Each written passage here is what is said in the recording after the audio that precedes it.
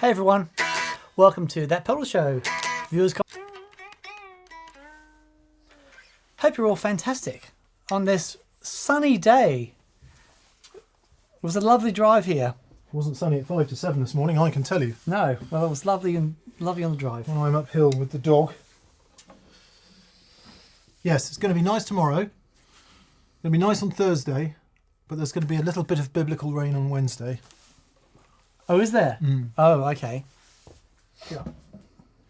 Again, with apologies to the Australian in the room, it's that very British thing of moaning about the weather.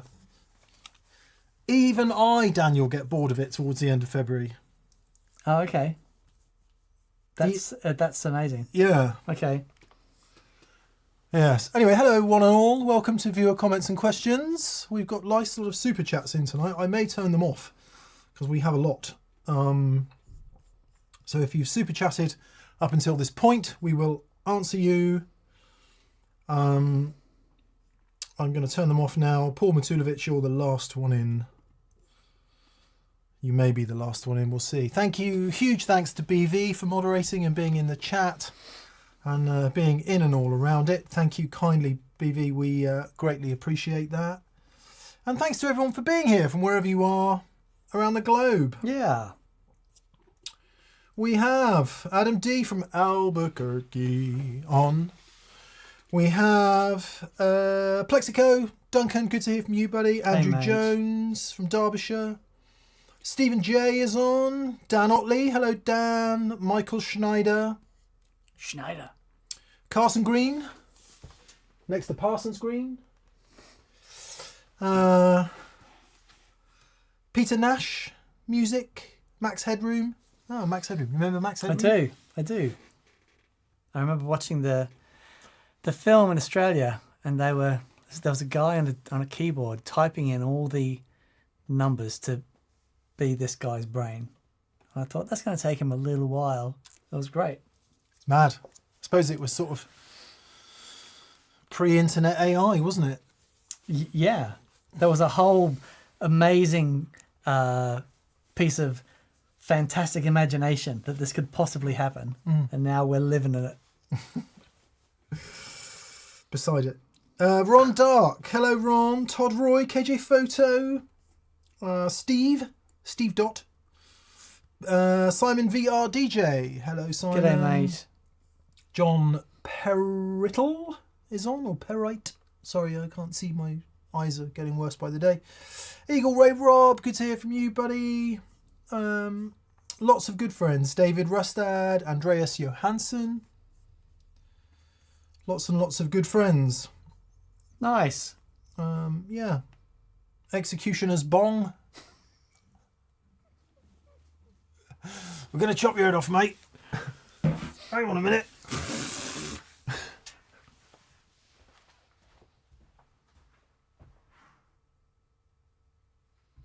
There's some very interesting questions on tonight. This will be fun. Jolly good. Moon says everything was better in the past, even the future. It's true. I was thinking about this in the shower this morning. Is a contentious statement to start us off then. Okay. Ready? Do you need some contentious music? I don't think guitar tone got any better after, arbitrarily, 1985. Okay. I don't think anything got any... I think you could say that it kind of got better up to then. Right. But, you could even come back a bit from then. Right. But once the TC Electronic delay, rack mount delay had been invented, so the harnessing of digital control over analog signal processing, the Lexicon 224 digital reverb had been invented. Yep. I'm trying to think of anything that came along after about 83, 84 that has made guitar tone... When was the H3000? Any better? Don't know. I don't think that necessarily made any better, but there was new sounds coming out. Oh yeah, there've been new sounds for sure, yeah. And I think that's a good shout, a good inclusion. Well, what was Passion and Warfare 90? Yeah. 89 was it? Something like that. Around there. Was it on? It was on. But I don't think it was on Skyscraper, wasn't it? Yeah, but Eat 'em and Smile. Was it on Eat 'em and Smile? No. It was on Passion and Warfare. Yeah. Was it on? I don't know if it was on Skyscraper. I know it was on Passion and Warfare. You know what? No, don't you? But I don't think his tone got any better than Eat 'em and Smile. For me, personally, he had some really wonderful moments. But that was, yeah. No, it's interesting. It is interesting. It says it's been around for over 40 years. Wow. Okay. The H3000. Oh, BV, g'day, mate. Thank you so much for doing your thing. Michael Nielsen from Big Hairy Guitars is in the chat. Wonderful. Hello, Michael. There you go. David Pekarski says Super Unknown by Soundgarden. Yeah, what's that, 94? Something like that? Yeah, I think you could make a strong case into the early 90s. Yeah. But I think all the stuff that had been recorded was up to that being point. used had been invented before that. Yes. Had I it- think of like White Stripes and the Raconteurs, but a lot of his stuff was just so he was into that. Joe Pardo says 78, first Van Halen First Van album. Halen album. Done. There you go. Yeah. But it's interesting because these sounds were inspiring generations, being played by musicians who were passionate And Warfarers. and well, yes, right, What? with a no compromise attitude, and yeah, it is interesting. I don't know if we'll ever see a movement like that again. Not that it will ever go away, but it was a cultural thing. It'll resurge in a sort of postmodern bricolage kind of way, won't it? I know can't be postmodern anymore, but it's mix and match now, isn't it? In the current vein, but then it's entirely possible that something will come along. Joe from Hello Sailor says, after the 70s, tone becomes much like fashion, a rehash of something cool to make something equally as cool. Yeah, or cooler, potentially. David Rostad says, Frusciante on Californication, by the way, and Stadium Arcadium. But what is he using? Exactly. He's using a Strat, an old Marshall, bunch of pedals. Yeah. So what I'm saying is the gear, not its use. Yeah. The gear. Yeah. All the cool Floyd sounds. Yeah. I know it's contentious, but it doesn't mean we have to pack up and go home. We can still enjoy it. Yeah. It's just that after being called a dinosaur a few times in the comments over the weekends, I was thinking, yeah, but mostly tongue in cheek. To be fair, it wasn't anyone being unpleasant, but because we were cranking up Marshalls and thinking, oh, this was really good, wasn't it? Yeah. Anyway, let's get right along. Plexco Duncan. First in, as you often are, mate. Thank you so much, and thank you for continuing to support TPS. We really appreciate thank you, it, buddy. mate. He says, "Hi D&M, thanks for the TPS metal content on Friday. we stood on the edge of it, didn't we? For We a were second. having a go. Yeah. What a fun sound. Yeah. Tell you what, as a tangent, straight in the middle of the first question, I went down to Overdrive Guitars on Thursday. Oh, okay, you got to hear this. To choose a. I said I was going to buy a Marshall, and I did. I went and bought one, and I played 4 back to back, 300 watts and a 50, and the 50 was from 72, the last hand wired 1987s, and it's the metalist vintage Marshall I've ever heard. It just sounded like pure hard rock, the perfect hard rock sound. Wow. Obviously no good for me. I'm playing it going, I don't know what to do with this. Yeah. But it had aggression. Oh my and God. attack. The most aggressive one I've ever heard, I think. And you're playing it the same cab. Yeah, what I did, we put up one cab that I wanted to hear, which was, they had a... Sorry, I'll make this quick. Lewis had a cab with the, not that common, but very famous G12H blackback, 55 hertz bass resonance ones. So large magnet, greenback essentially, but a blackback. Right. 30 watts, 55 hertz, often referred to as a Hendrix speaker, or sometimes referred to as a Hendrix speaker. Okay. Flipping in a straight cab, and the bottom end that cab was putting out was Crazy. hilariously brilliant. But I also wanted to hear, he had a cab, which is the one I ended up buying, with G1265s, Okay. the Robin Ford real speaker, ones. Yep. which is not a super popular choice for a Marshall cab, but I really liked them. Right. Love the clarity. 75 hertz bass response, I think. Anyway, blah, blah, blah. So 2 cabs, 4 heads. Mm-hmm. Each 5 heads in the end. Each through each. And what'd you settle on? I ended up with a bit of an oddball, a special edition 1959 Super Lead. From what year? It's from 87. Oh, cool. Okay. Reissue, but it's unusual because instead of a plexi front panel, it's got a metal front panel, and it was Right. for a Japanese export version. Oh, wow. But it's got a master volume mod already done on it, and in the service that it's having before I pick it up, I've also asked him to take the bright cap out and do that. So, but I played it next to a 78 Super Lead, which was just utterly fantastic. Utterly, I would have gone for that, but it was Painful. super brutal. Yeah, okay. And you'd have to mod it. It didn't have the master volume already done. So Etc. they etc. would If have I'd had had more work to money, do. I'd have Yeah, got that yeah. one as well. But, Okay. and then what else? A 2203. So right as the master volumes came in before JCM 800, a 2203, which is what sort of begat the JCM 800 for want of a better description. Okay. So 2 inputs instead of 4 Right. with a master volume, and that sounded. Wow. They all sound amazing, but I got this one because it was a good price. It's a bit of an oddball, and it's, it's that big box 100 watt thing. Wow. Amazing. So yeah, expect to see that soon. Sorry, Duncan. Thanks for the TPS metal content on Friday. Curious about what happened with the Abbey Road footage from a while back. Thanks and rock on. Do you mean the Abbey Road footage with Andy Timmons? This the footage that we took. Andy was using in some of his stuff. We haven't done a TPS Abbey Road thing. We were going to do it. Then it got very complicated. Abbey Road is still a working studio.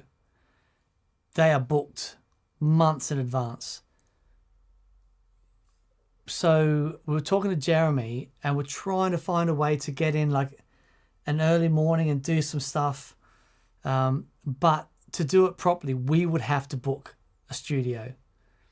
And we still may do it. We'd love to do it. It's the most astonishing place. But it's a big commitment. There's quite a lot of red tape to get in there and film. Yeah. Just to be able to say, hey, we recorded at Abbey Road. Yeah. That's a big, it's like, because it's their brand and they're very, it's one of those things. And anyway. Bit like filming at the Albert Hall. Exactly that thing. It's full of trepidation.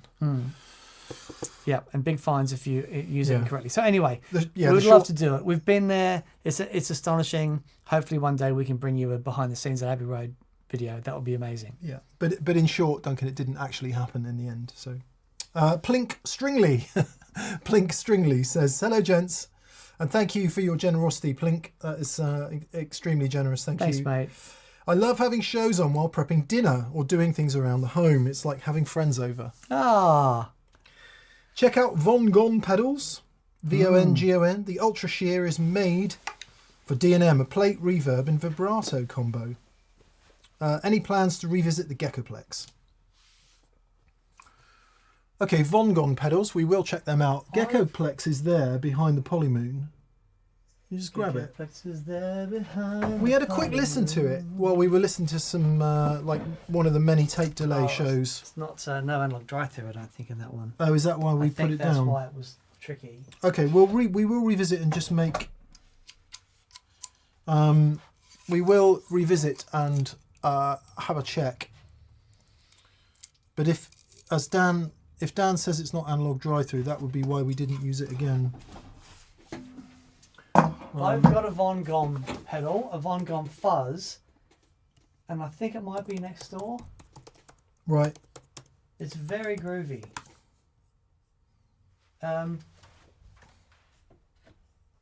Yeah, he was. I think he used to sell them at whatever Vintage and Rare became in Denmark Street. And I was in there visiting, and he was in there. He goes, "Oh, take this. I really want your opinion on it." Yeah, very cool. Very cool. Apparently it does. Does it? We're not sure. If anyone can confirm or deny, that would be great. I found one that can be switched to analog drive-through. Okay. We don't know. If somebody knows, please put it in the comments. Paul Matulovic says, "I think the newest version remedies the drive-through." Right.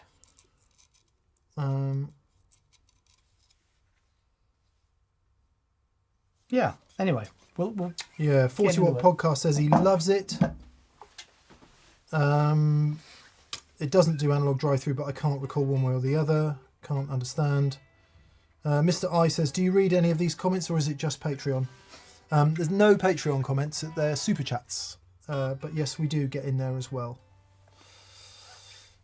TPS could sell out the Albert Hall for sure, says Ian Jeffrey. Yeah. Yeah, we'll revisit Plink, and we will revisit Von Gogh as well. Thank you for your comment. Carson Green. G'day, mate.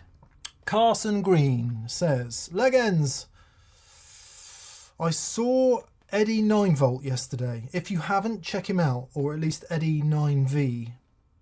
If you haven't, check him out. Soulful, talented, and a tight band. Have you swapped tubes? Might try a 12 AU7 in my Imperial Mark II for more headroom. Curious of your experience with such things." Okay, Eddie 9V. Haven't heard of Eddie 9V, so apologies about that. Is it Eddie 9V? Eddie 9V. There he is. Nice. Housekeeping. Housekeeping.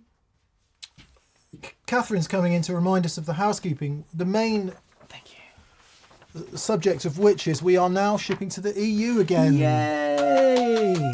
Sorry it's taken a minute. It has been a maelstrom of administrative box ticking that Catherine has taken weeks to sort out. There's a couple of products we cannot and will never be able to sell into the EU, unfortunately.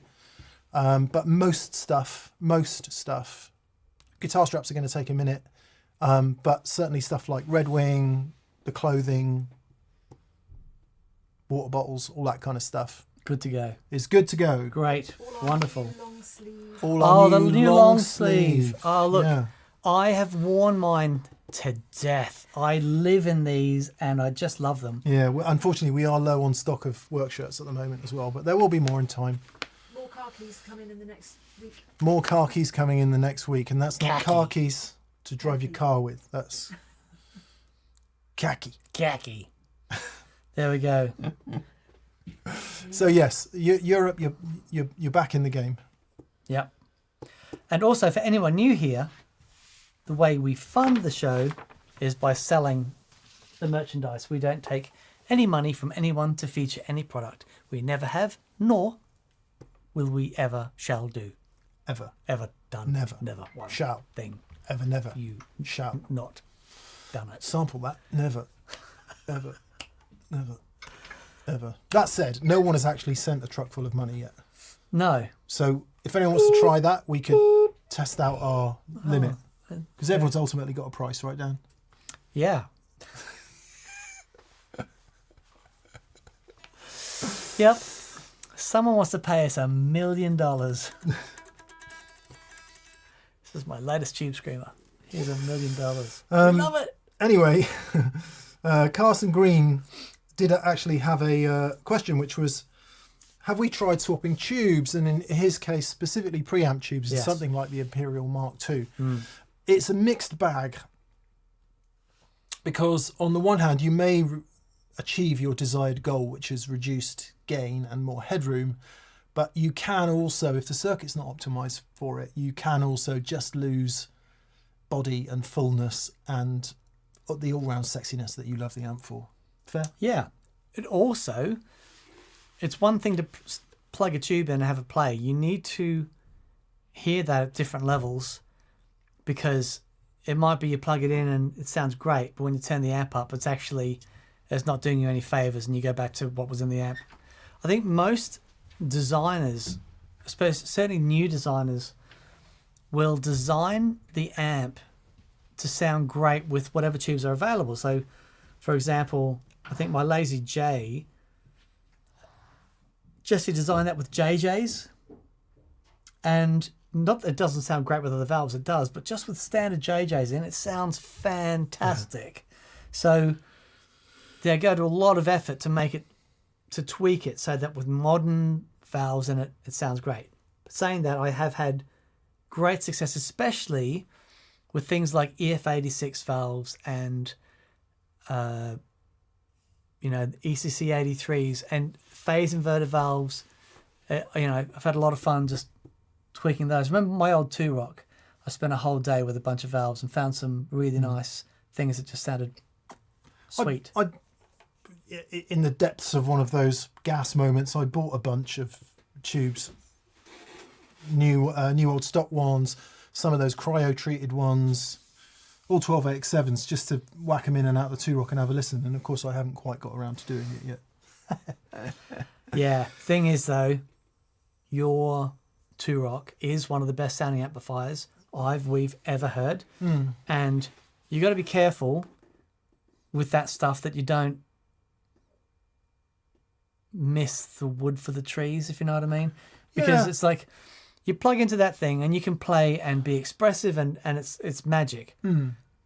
Then what is the reward effort scenario? Exactly. And I think that, will it be night and day better? Probably not. But when you've played something for so long and you know it inside and out, the more interesting question is, how is it different? Not necessarily is it better. Absolutely. That's right. Just from a pure, learning point of view, or anyway.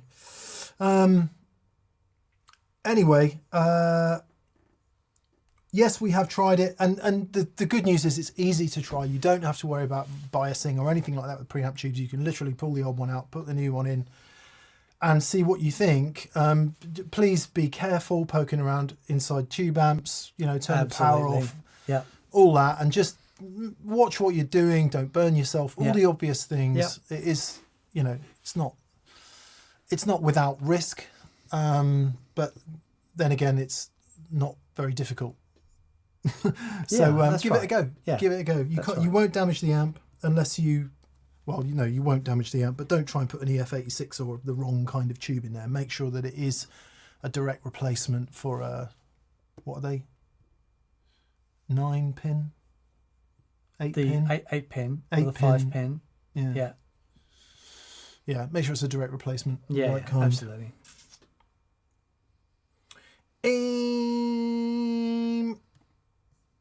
Moving right along. Peter Nash Music. Hello, Peter. Hi, guys. In terms of dialing in new tone, where do you place yourself in front of the amp to have the best possible hearing and to decide what sound is best for the purpose? Thanks for everything you do. I'll play it and I'll be right in front of it to get as much of it in my face as I possibly can, and then I'll walk out to where I'm going to be performing.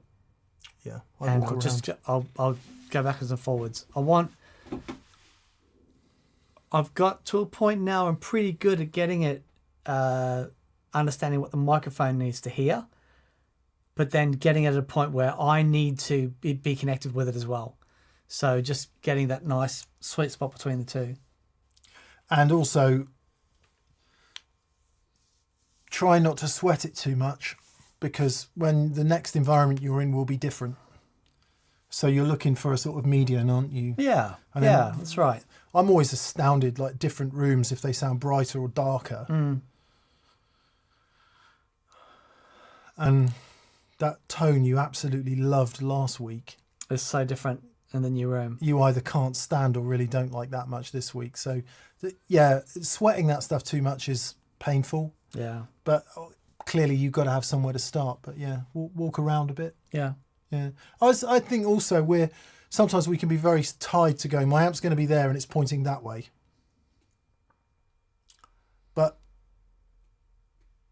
you know, if you're stood there and it's just a little bit too loud on axis, turn it a bit. Yeah. Or and whatever. get the people over there instead of there. Well, most places I play tend to be, here's the band and there's the I was going to say crowd. There is the 6 people, that woman with a third of a wine glass and 5 kids going, yeah, doing that, pushing all the buttons on your pedals. So the crowd is there and there's nobody stood over there. So you can point your amp that way and turn it up a bit louder.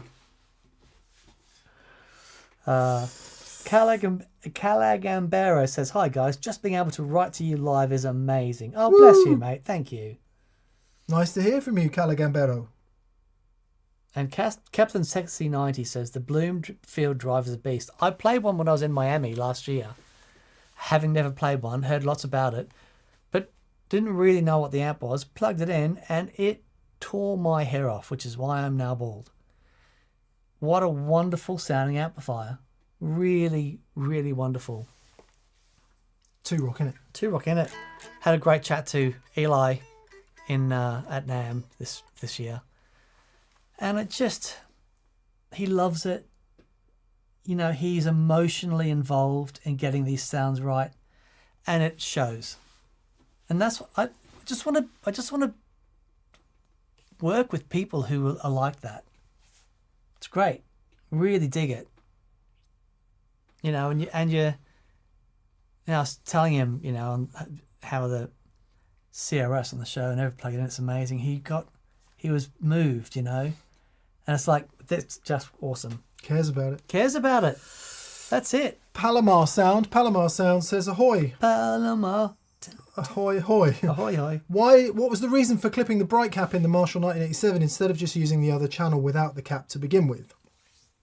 Okay.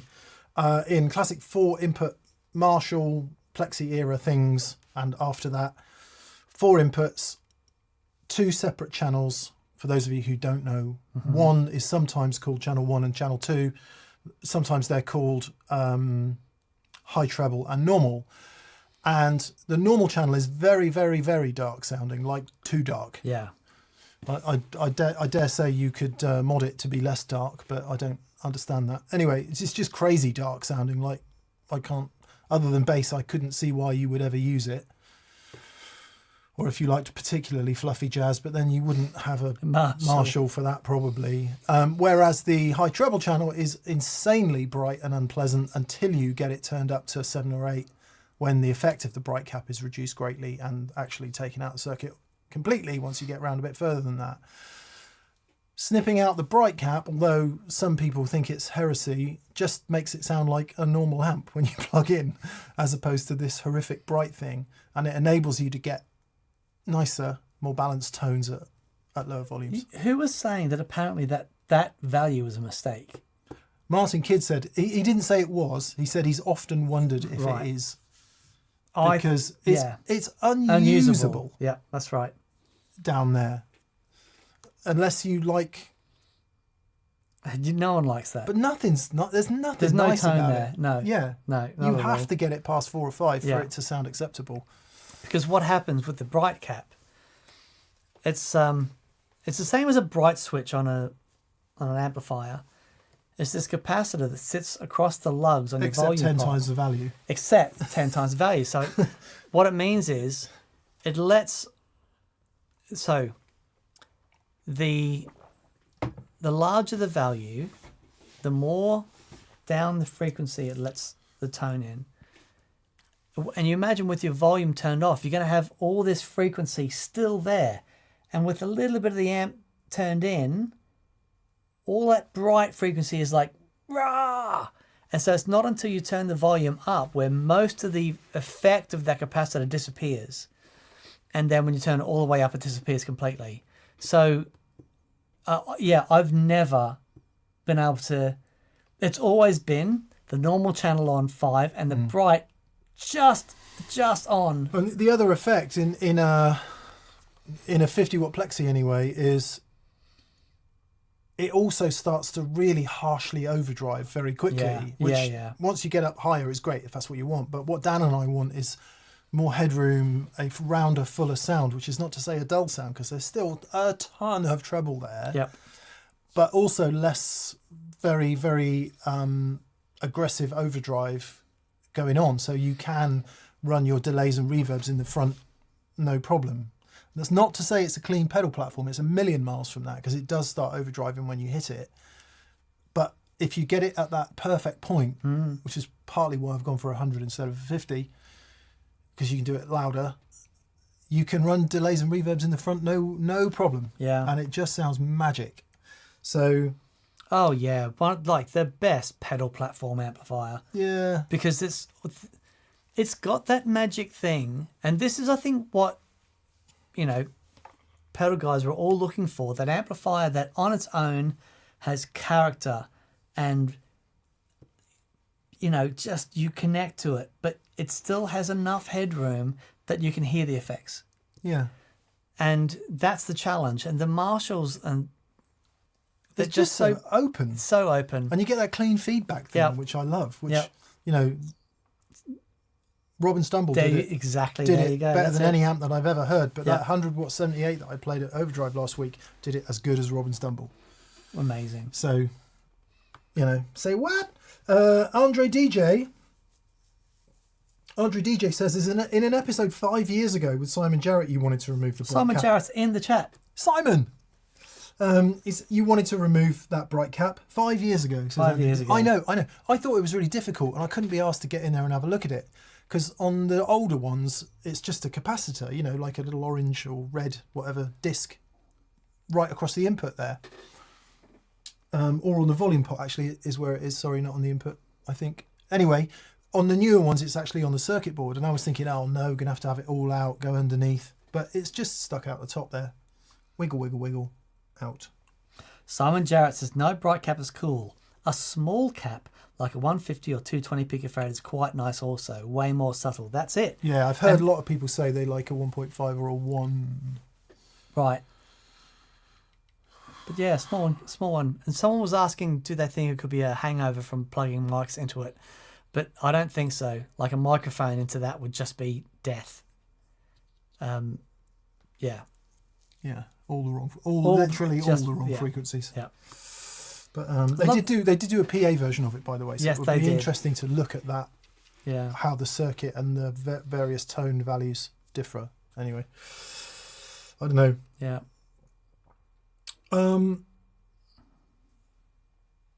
Good.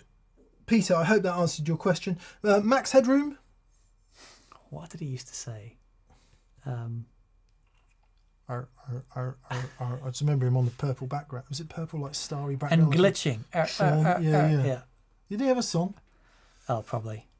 Didn't Max- they all have a song and they moonwalked at the end of it?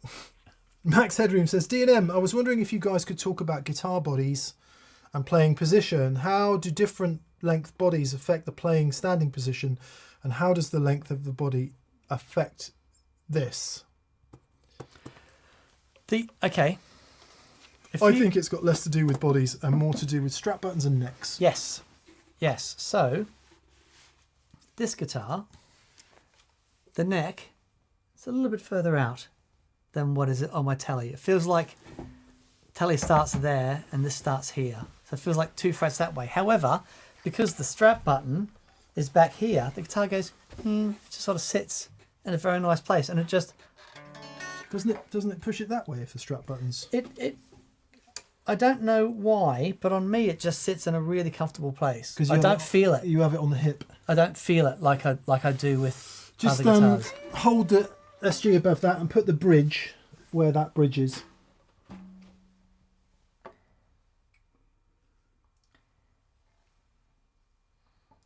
Pretty close. So obviously, the nut and the bridge are going to be in the same place, right? Because it's a similar scale length. But what you're looking at is the relative position of the body. Oh yeah, look how far back the body is. Yeah, right. Actually, it goes back even further. Yeah, there. Wow. Yes. Okay. So, and then That's your DGT, is it? yeah, where does your again, strap button. Align your strap button with this. There.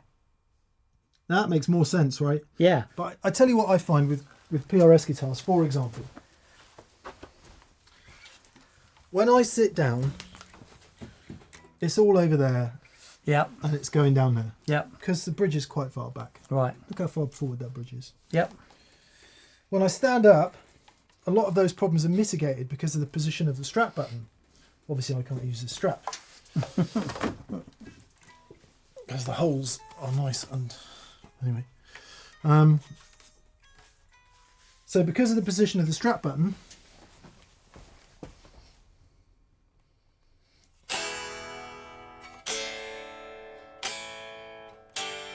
When I sit down...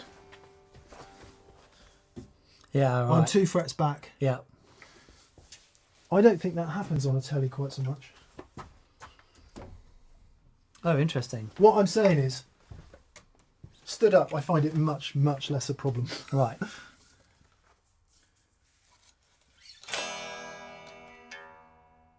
Sad guitar, this is.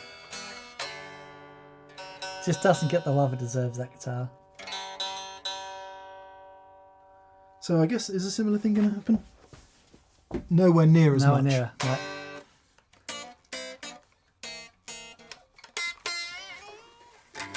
Yeah, so... Yeah. Offsets. Do Yeah. they do a similar thing? Larger guitar. Again, strap button on this makes a big difference because it's right there. These things do sit in a different place, I guess. Because then you've also got that going on with the neck pitch.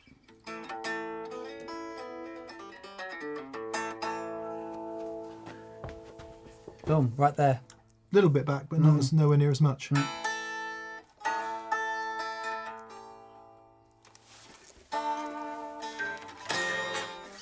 Yeah. Interesting. I don't know what the conclusion to that is. What's the conclusion? The conclusion is, if you're practicing a lot sat down and then you get up to go, hey, and your guitar goes like this. Yeah. I've always found that with SGs. Yeah. Like you get up and they're like, oh, they're over there. Yeah, right, okay. Stratocaster. Back a little bit. Yeah. More than the Telecaster was.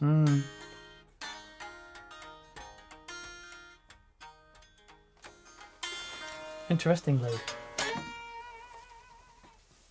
That is such a cool guitar. Yeah. So yeah, bridge position. How far back? Because obviously the bridge position relative to the guitar is going to determine where the neck is. Yeah. Yeah. That bridge is in the middle of that guitar, pretty much right between the thingy bits. Yep. That bridge is miles back. Yeah, right. From the thingy bits. Yep. Sorry, what's From the the word I'm looking contour. for? Contours. The leg rest. So yeah, maybe you could have a visual clue. What about the Leicester of Polphus? Yeah. So maybe we're looking at the bridge, not the tailpiece, because that determines where the nut is, not the tailpiece. That one's a bit more forward than the purrs. Hello? Have you got any purrs? Oh, Andy White says the PRS works in a classical position, but I struggle with them on my right leg set down, but I don't have any issue with the telly. There you go. Yeah, Very I good. really struggle with. That's one of the reasons I don't play the DGT more on the show is because it falls off. You're right. It's too much that way. And Deja But I gigged says, it for years. yeah, and it's a wonderful sounding guitar. Deja says Ed Van Halen was super dialed into this aspect of ergonomic design. Very interesting. Hence the Wolfgang, perhaps. And Live to Play Guitar says, do you find it harder to play when you're standing? No, not at all. I Easier. actually find it easier. Depends what you do the most, isn't it? Yeah, but also, most of the time when you're standing playing guitar, you're doing it. And it's a different situation. So, I mean, that's why it's a great idea to practice standing up. get the harmony and stuff, and just get your mind going. But when you want If you're going to be playing standing up. there you go. Yeah, but if you're not, then sit down. But, yeah.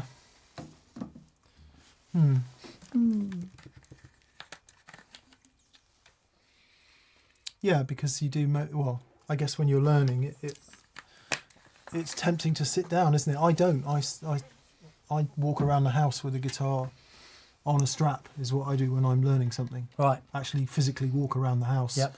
You strap it on and walk around. Exactly that. Exactly that. KJ Photo says, what's a bucket list venue you haven't seen a gig at yet? Cheers from the Big Apple. Cheers to the Big Apple. Bucket list venue. Hollywood Bowl. Yeah, I was going to say Madison Square Garden or Budokan. I've never been to either. Yeah, I've been to the Budokan, but I saw what's it called, sumo there. Ah, Yeah, which was awesome. wow. That's cool. Yeah. That's really cool. At the end of the match, all the spectators threw their cushions onto the ring in some sort of protest. But I don't know about, I mean, how big is Budokan? Is it big? Oh, it's big. Is it? Yeah. And how big is Madison Square Garden? Well, it's huge. Yeah, It's I like don't know. in the round. Yeah. So I don't like big gigs very much. Oh, yeah. Because it always sounds Interesting. crap. Yeah. So I like small. But they can sound good. There's some. I like 2,000 or 3,000 venues. Yeah. You know, What? Not stadiums. What do they call them? arenas. Arenas. Yeah, smaller than that. Depends on the size of the arena, doesn't it? Because like O2, for example, it's just Yeah. Not good. a barn. Isn't it? Yeah. Just Yeah. a barn. Although I saw Brad Paisley there and he sounded great. But yeah, smaller where you can the sounds and the smells of a rock band. And I know it's really old fashioned. I want to be able to hear the amps from the stage. Yeah. Me too. I don't just want to hear front of house. Yeah. I kind of want that. I want a bit of everything Yep. all up in my mix. Madison Square Garden is 20k. It says Frankie Holt. Thanks, mate. No, too big. Players in Exile says, I'd love to go to Red Rocks. Yes, that Yeah. would be great. What's yours, KJ Photo? You have to let us know. I mean, it's always a trip to go to the Albert Hall. But because it's down the road and our mates play there all the time, we're there. That is a bucket. That's a bucket list gig for me. Yeah, to play, you mean? Yeah. Did I tell you that we nearly played there? Stephen Wilson gave me a call. Says, "Would Tin Spirits like to support me?" He says, "I haven't made up my mind yet, but would you guys be up for doing it?" We're like, "Yeah, absolutely." Then I didn't hear anything back from him, and went to the gig, and Matt Berry was supporting, which was awesome. But I'm like, damn you, Matt Berry. But we love you, Matt Berry. Absolute 80s. Yeah, Chris, it was not which... I think the question wasn't what would we like to play, it was what would we like to go to watch a gig. Yeah. O2 is 20,000, says David Tompkins. The Budokan is 15,000. Yeah. Steve! Hello, Steve, and Hello, thank you Steve. kindly for your generosity. Steve says, no question, just a heartfelt thanks to the entire TPS gang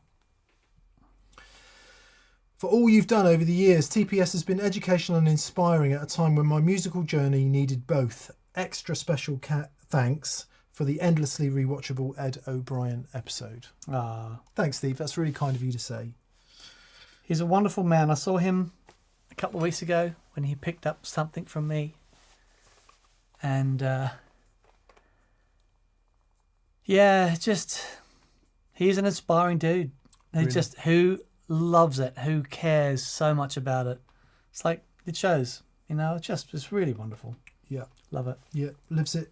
Yep. Lives it. Simon VRDJ. Simon, thank you for your generosity. He says, DNM, please take a question from the chat. So we will. That's kind of you, Simon. Thank you. Thank you, mate. Right, Jeff Bird. Jeff Bird says, my Jazzmaster was set up nicely, but when I was using the trem arm, it shifted and now everything is buzzing. What happened?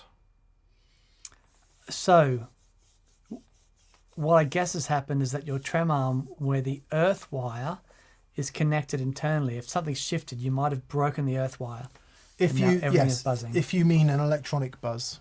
Yeah. If you don't mean electronic buzz, That's a. By the way, he was right. If it is an electronic buzz, that's exactly what's happened. there you go. But if everything is buzzing because it's shifted, Has it got a lock on it? Some Jazzmaster trims have got a lock, and that's just underneath the strings at the front of the bridge plate, the trem plate. You'll see a little button that goes backwards and forwards or side to side. I can't remember which. In one position, it's supposed to lock, and in the other position, the thing's free to move. And it might be that it's neither here nor there. So check that. What else? It's quite a complex yeah, it's very complex. machine, isn't it? And you can't, unfortunately, you can't take a backplate off to have a look at it to see what's going on. No, you've got to take all the strings off because they unscrew from the top, and then you can see the mechanism. Actually, if you're going to change your strings, while your strings are off, just unscrew it and pop it out and have a look. I need to do that on my Jag, actually. Jeff says, not electric buzzing, strings hitting the fretboard, so something with the bridge. Okay, so it's done that. It's gone down. Somehow it's gone down. Right. So check that lock thing. I'm trying to think what else. Some of them had string mutes, didn't they? It hasn't got a string mute, has it? No, but for the strings to be hitting the bridge, because Fretboard. for the strings to be hitting the fretboard, the bridge will have had to have been, and the bridge is separate than the trem. It does rock though, doesn't it? So, the mechanism that rocks the bridge backwards and forwards, I think has had a catastrophe and dropped. There you go. Check the bridge. Check if the bridge has dropped. Yep. Because it would have had to... Yeah, because it's got to go over the bridge. Exactly. So it can't be... Exactly. It's not necessarily... no matter what's happened to the trem, the strings have got to go over the bridge, which determines their height. And, So and it's the the bridge bridge. is separate from the trem. It Yeah. sits forward. There you go. But there's a system where when you rock it, the bridge rocks with it. So something's happened to that where it's dropped the bridge. So check that out. That'll be it. Yes, Grayson Schisler says the bridge on your Jazzmaster may have shifted if it was set up properly floating. The whole bridge can shift too far forward or backward and lower the action. There you go. There you go. Sounds like Grayson has had experience of this. Jeff Bird says, thanks for answering, guys. I'll take it in and mention it to my guy. It's nice to have a guy. Yeah. Please tell me that when you see him, you say, "Yo, my guy." I had a guy. He's the best guy. Moved to but then Wales. He moved away. It's a good song there. Mm. I had a guy, he moved to Wales. Or maybe he's in jails. Maybe he's in jails. Or out there chasing whales in the gales. On the Eating dales. lots of kales. There you go. John, it's John. Forgive us. It's either perite, it could be perite, it could be perite, because he's a double R and a double T. So John, however you connect your per and your right. It's all right by us. Is this a question from you? He says, "Hi from Houston, Texas. Mm.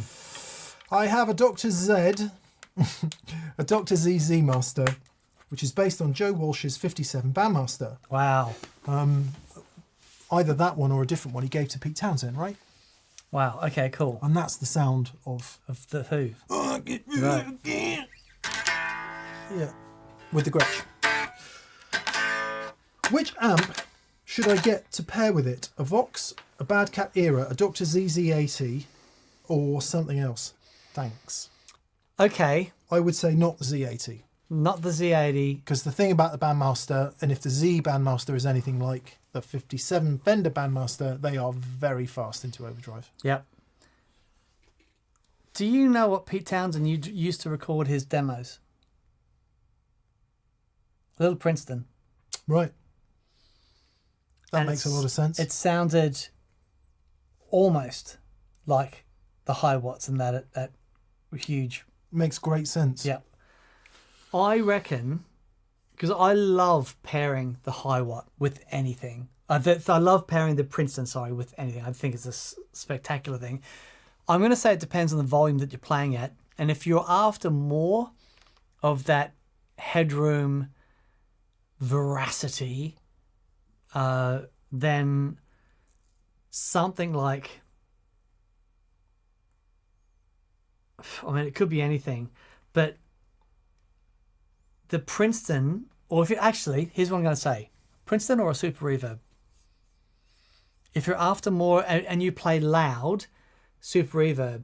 But if you want an amplifier that's going to limit next to the Z, Princeton. Yep. You also mentioned a Vox. I think that would work quite nicely. Mm-hmm. Because again, most Voxes quite quick into overdrive. So the gain structure of the amps won't be a million miles off.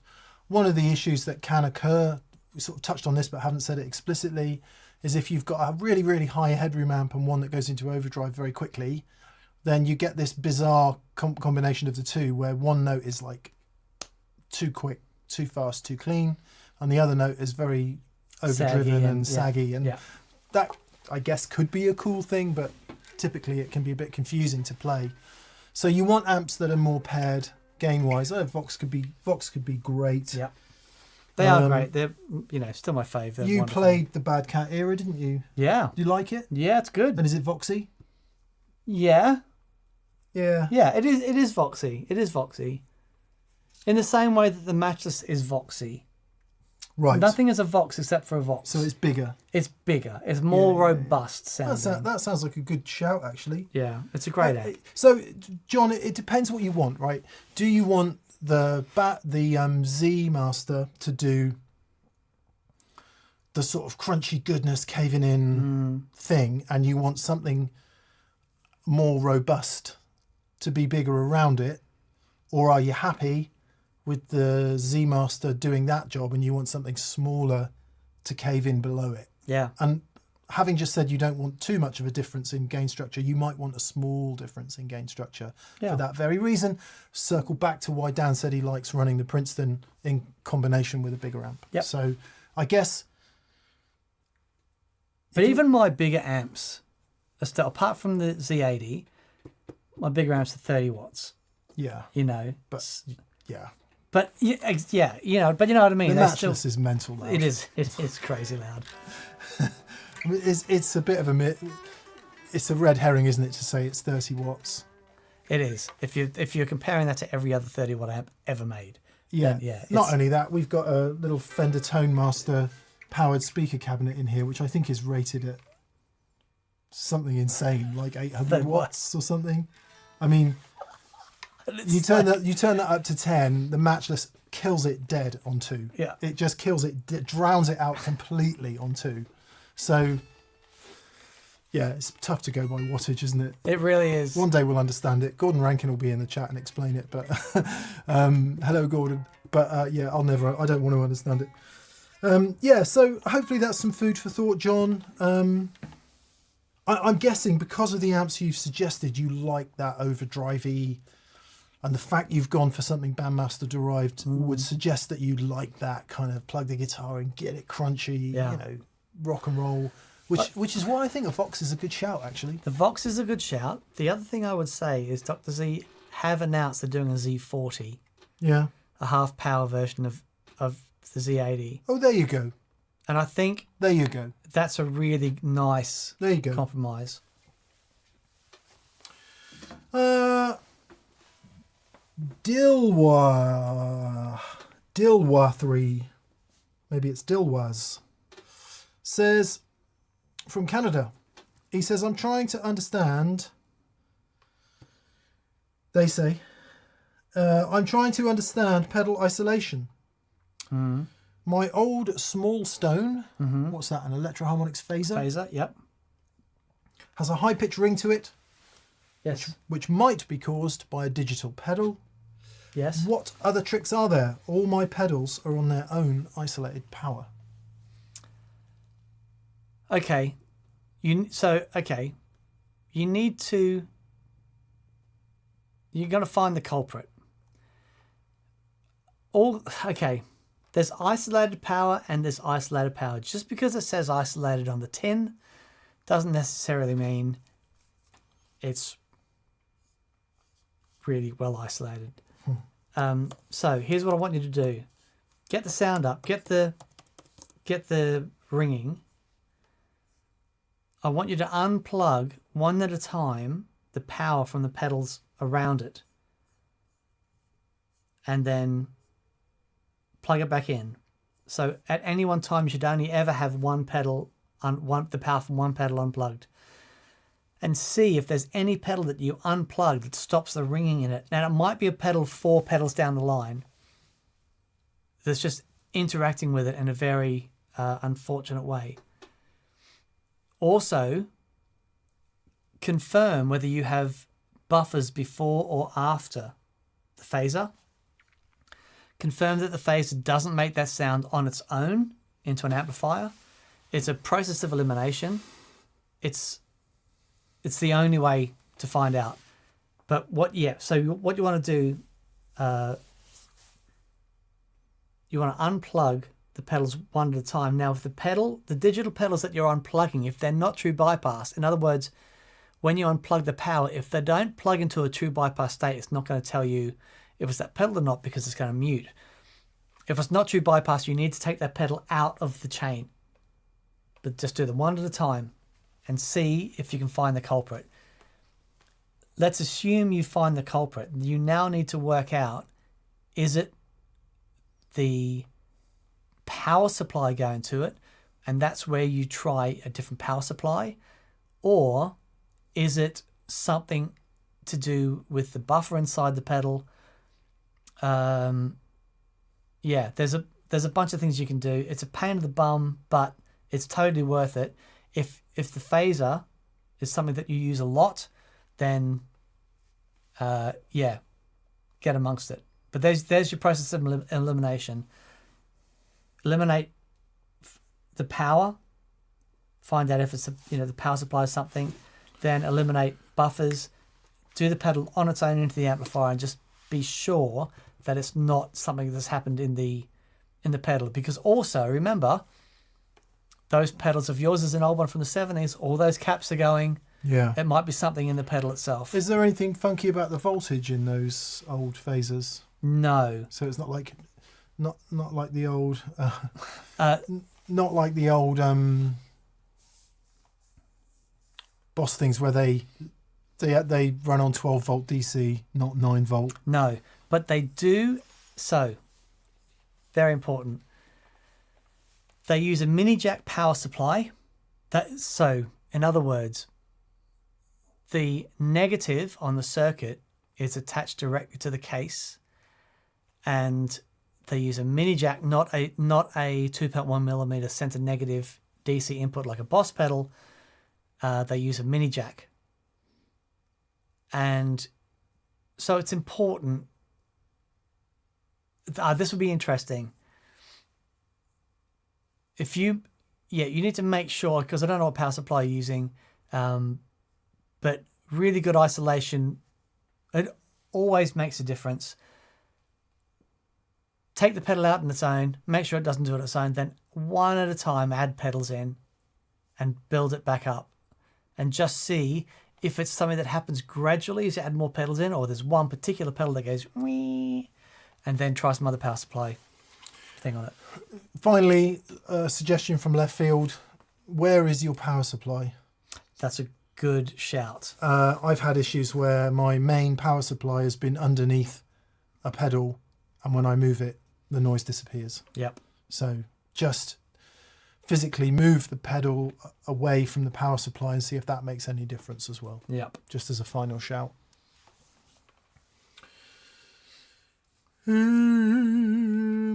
Eagle Ray Rob, sorry, I leapfrogged your question, Rob.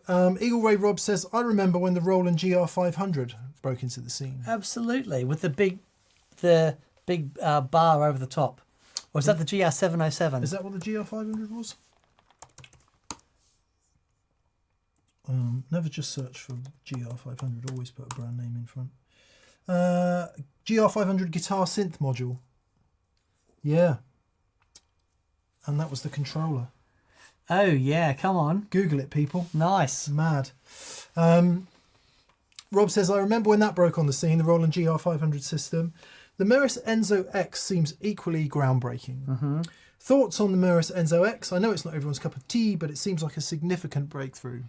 I've got 2 guys at the office who are wetting themselves, waiting for that to be delivered. What is it? It's so Meris has done the LVX, the delay, the reverb, but they've now done a synth. Oh, wow. A synth with all filters and oscillators and everything. Because I tried the regular Enzo to try and get my synth bass tones, and I couldn't work it out, so I gave up. So it is very in-depth and complicated, and you can do everything. But whereas like Jake and Joe are fully into that stuff and fully invested, and this has come out and they're just, man alive. So if you are into that and you are willing to go on a deep dive through the weeds into the catacombs and down the black alley of discovery, then it looks absolutely incredible. But it's not going to be the sort of thing. I mean, you'll have presets in it that you can just scroll through and go, yeah, that's amazing. But I think the guys who are really into it are so excited about the launch of this. So when we say synth, then, does that mean you're carving out your own synth sounds by creating the LFOs and the waveforms and all of that? Exactly. Or does it sound like a saxophone? No. Is what you're saying. It's okay, with all so that it's stuff. not synth as in MIDI. No. Creating. No. It's a. I know they're not the same thing, but synth systems, so many of which will have a saxophone preset. Yeah. Or so whatever. It's filters, LFOs, wave. Oh wow! All this, it's pretty astonishing. Sounds cool. Yeah. For a lot of people, the Enzo was a sort of breakthrough in that world. You know what we should do? Because what I was thinking, Rob, was it would be great to say we'll get one in and have a play with it, but it would literally be useless doing that. So what we should do is get Joe and Jake in. And get them to take us through it. Yeah, well, just let them have at it. Yeah, okay. And we can direct. All right. Yeah? Okay. Joe and Jake, you won't be watching this, but that's it. You guys are booked to come in and deliver your knowledge so that Rob can see what he thinks. Okay. Yeah. I'd like to do that. That'd be fun. Yeah. That'd be fun. I've said to Dan a few times, it would be great to find somebody who's really, really into that stuff and loves it to the point where, they could move around it like we move around a 100-watt plexi. There you go. Yeah. Well, they're the guys. Yeah. They love it. And there's no like, oh God, I can't remember what this switch does. No. Eject. It's, they love it. Yeah. And it's not saying we physically couldn't learn it. But you have a different with guys that love it. We don't love it enough to learn it. That's right. And there'll be a different experience. Exactly. Because it'll show you what it actually can do in the hands of someone who cares about it. Exactly. And that's the difference. Who knows what question to ask. There you go. That's the one. Yeah. Yeah. David Evans says, hello lads, would you do a TPS on the different rotary speaker amps on the market? Leslie, of course, and others have the actual amps in the room. We did a rotary thing recently and came to the conclusion that there is even the best rotary emulator in the world just doesn't hold a candle to having a real rotating speaker. That's what he's saying. Yeah, having the real things in the room. So it would be... Because Leslie still make a guitar one that's specifically for guitar. Do they? A couple of companies make them, yeah. Well, that would be really fun. Yeah. I went through that whole pain of trying to get the rotosphere to work in its own little system so that it was closer to having a proper separate... And I just can't be arsed with it. For a studio situation, or of course. if you had a TPS band gig or something that was important like that, absolutely worth it. But just for day to day, it's like, oh my God, this is too much hassle. My knees hurt says, a fan, a Bluetooth speaker, wireless guitar setup, homemade rotary speaker. That's you go. Ace. That is ace. There you go. Stanislav Migra. Hey Stan, good to hear from you. He says, same with tape delays, plate and spring reverbs or Echo Rex. Yeah. Would be awesome to get a plate reverb in here. The best part of the show would be getting it through the door. Yeah. That'd be brilliant. Yeah, we just have to hire some... Pivot! Hire some help. David Rustad. Hey, David. Hey, mate. He says, the Thorpe Bunker is already a lost classic. Released as COVID hit, had the coolest knob ever, intermodulation distortion. On any OD, sounds like Coggins and Thorpe. Yeah. How to think about lost classics of this era? That was it the Brown Sauce or? Yeah, it was one of the reimagined Dan Coggins from Love Tone. And We've got one here somewhere. we do, and I used it for a while. So what I found with it, it had some of the best sounds I've ever heard it was the perfect blend between fuzz and distortion. Right. It was so tweaky. Yeah.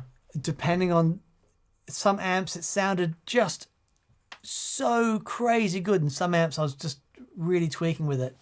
But hearing that thing, it was quite different to any other version of the Love. Right. Must be over the road.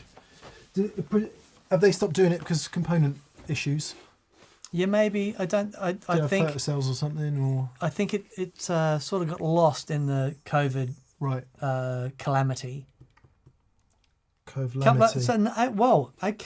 On the weekend, I had about 20 overdrive pedals I was going through. And another pedal that got lost in the calamity is the Mad Professor Supreme that Matt Schofield did. One, yeah. And I went and had a look at the show again because I've just played these things in. I played this and went, this is awesome. And then I posted a picture, goes, I've just gone revisiting a bunch of old things and this is great. What made you pick that up? I just had a bunch of, so Mad Professor sent a bunch of things out for Robin to try. Oh, okay. And I'm just going through them. Right. Because we've got one in the cupboard. Yeah. Well, I plugged it in and I'm like, this is amazing. Posted on it and this said, this thing sounds great. Someone says, didn't you feature this pedal a while ago? So I went back and had a look. Of course, it's a pedal that Matt Schofield did with Mad Professor. And then had a chat with Matt about it. And he was going through, we changed the headroom and gain structure of a few things and it really is wonderful. But it was released in 2019 just as COVID hit. And then they got stuck with component delays and stuff, and it kind of got lost in in all that. But man, what a wonderful thing. I guess that cuts to your question, David. How to think about lost classics of this era? Yeah, it's I suppose in general, when you're in a market that is, if you'll forgive the term, fully saturated, or at least mostly saturated. Yeah, how do you see the wood for the trees? How do you spot the great things, and then for whatever reason they stop? Yeah. Is the Supreme no longer made, or it is still made? I think it's still made. So the guys at Mad Professor are going to be at the guitar show because Harry's just sold it. Harry's just sold it. Yeah. And they want to come by, but I'm probably going to have it on my board for the show. It might be loosely based on a Dumble, but there's the clean side, which is like the Royal Blue Overdrive, but with more headroom. Yeah. And then there's the red side, which is, I'm going to say Dumble-esque, and it's really great. Awesome. Really great. So nice. I've asked them if there's a way that I can remotely switch between the two sides. So anyway, because that's what I do. Is to have it more complicated, please. Well, both sides sound really good. Yeah. I just want to be able to have, both sides of my feet, which will save me one extra loop, which means I can put something else on there. Can't you just turn the pedal on and off? I don't want to do that.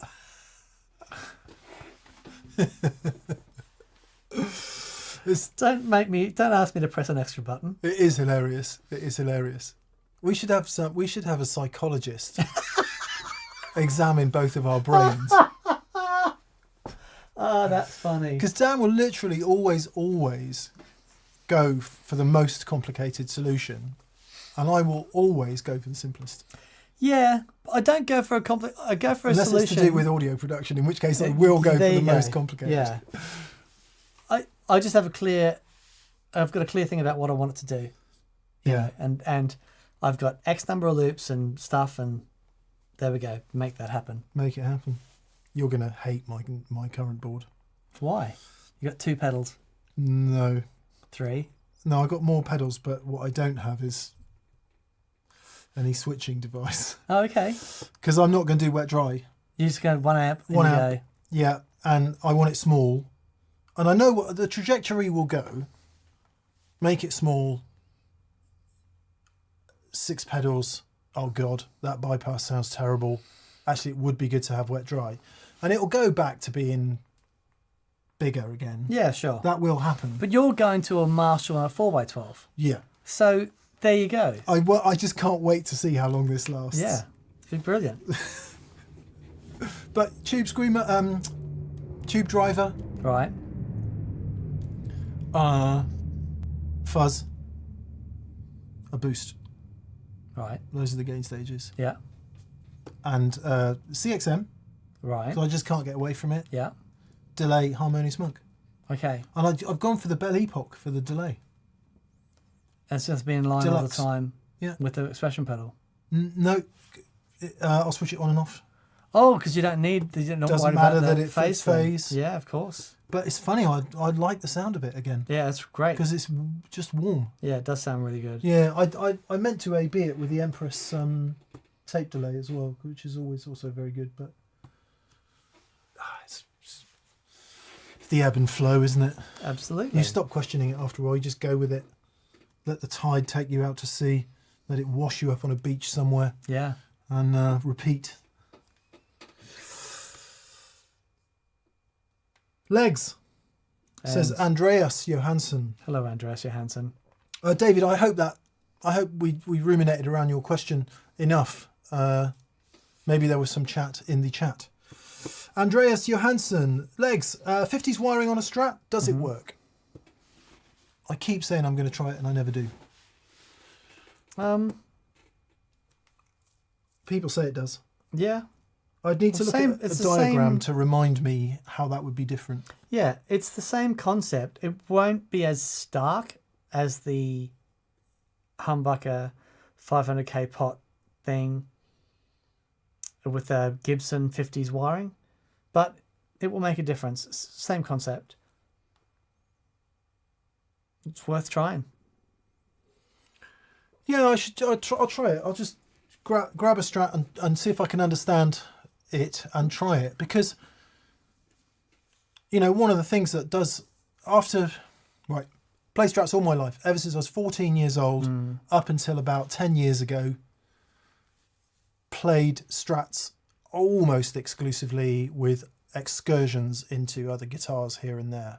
About 10 years ago, started to use Gibsons, I would say seriously, that is to say live recording for more than one song in a set, like for half a set, and actually sometimes no Fenders. And one of the things I flipping love about 4-pot Gibsons with 50s wiring is you can use the tone control and the volume controls all the way down to about 3, no problem, great sounds. That is utterly impossible on any of my Strats.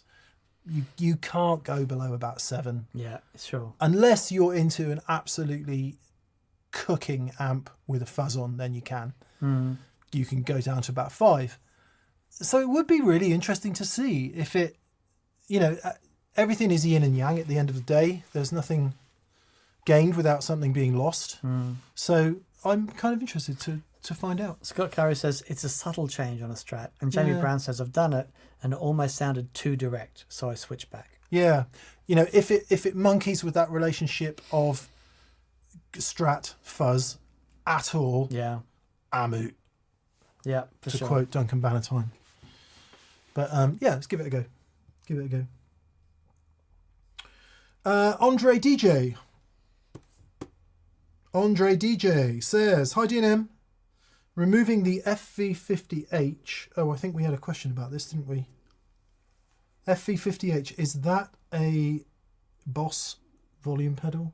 FV50H, it sounds like a Boss volume pedal. Removing the FV50H transformed my OCD from dark and broken sounding to epic. You hinted at an impedance issue as another reason you avoid treble bleeds. P.S.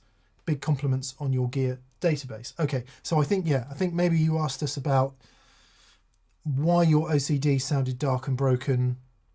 We said check the volume pedal, which is what you've done. Yeah. Perhaps if that's the way it went, but good. Yeah, it's funny, isn't it? You don't.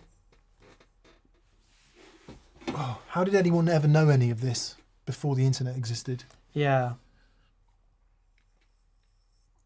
Yeah, and that's, I mean, yeah, it's a high impedance volume pedal, but look, it's in line, it's going to make a difference.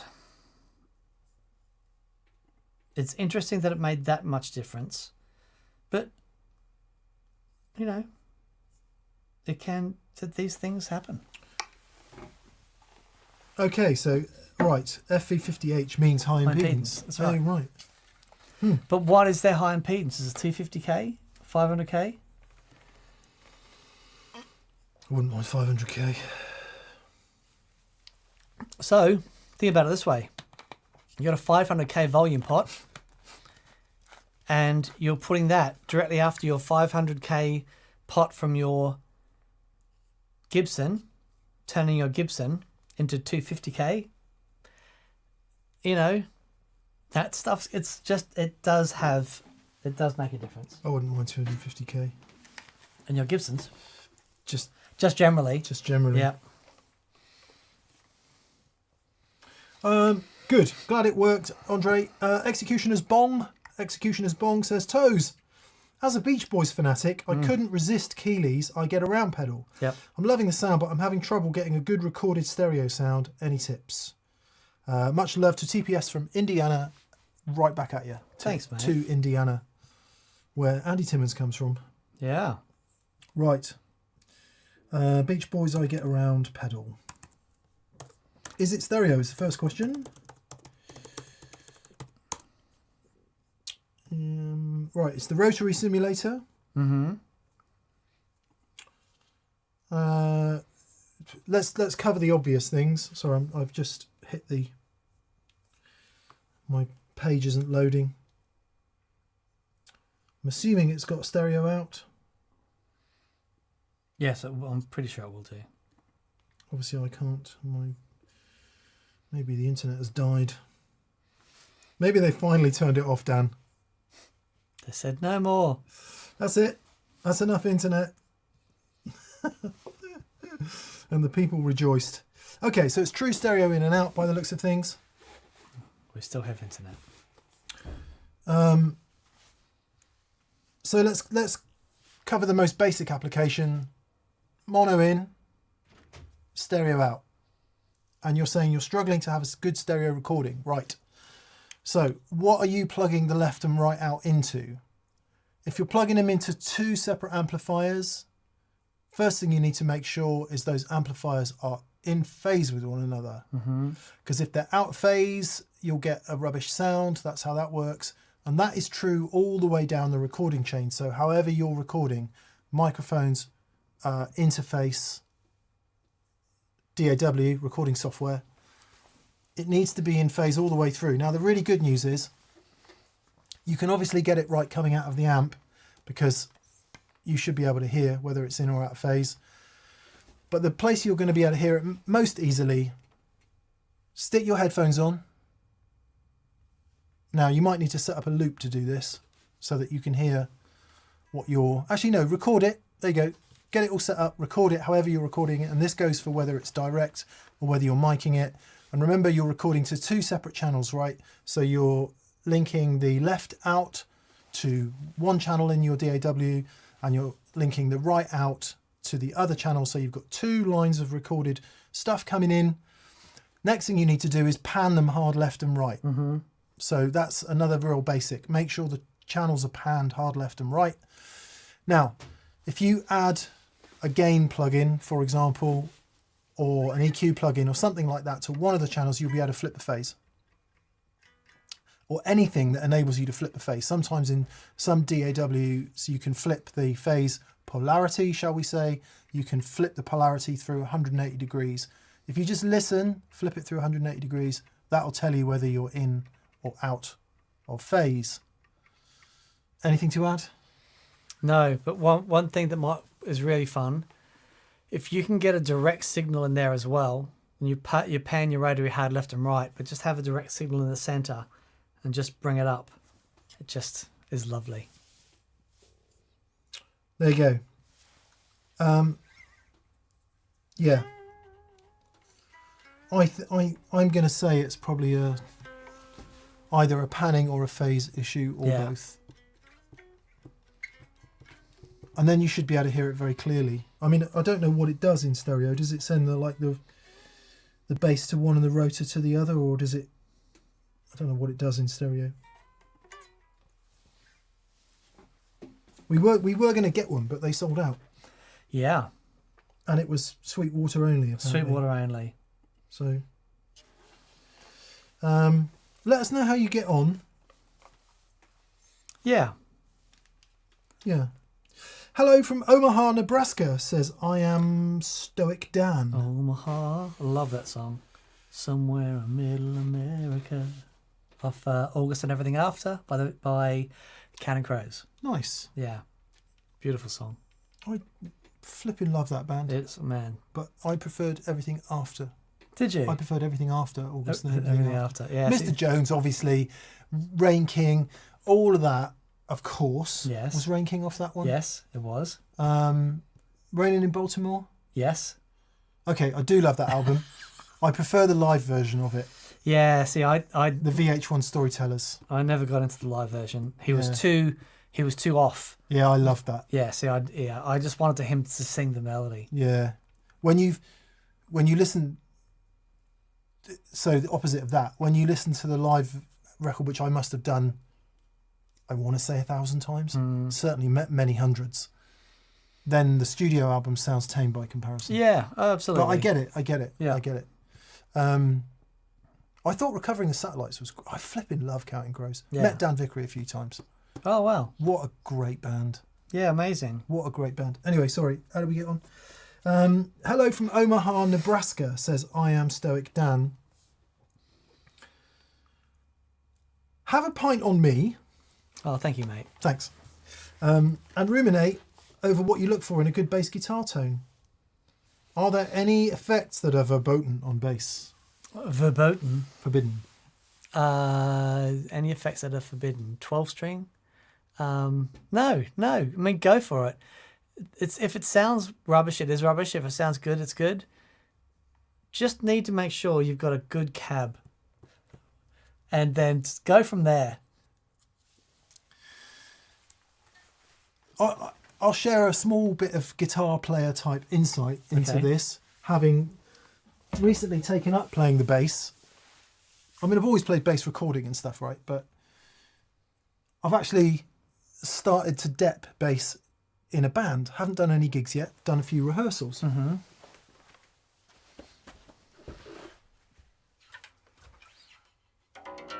Chords sound really funny on it.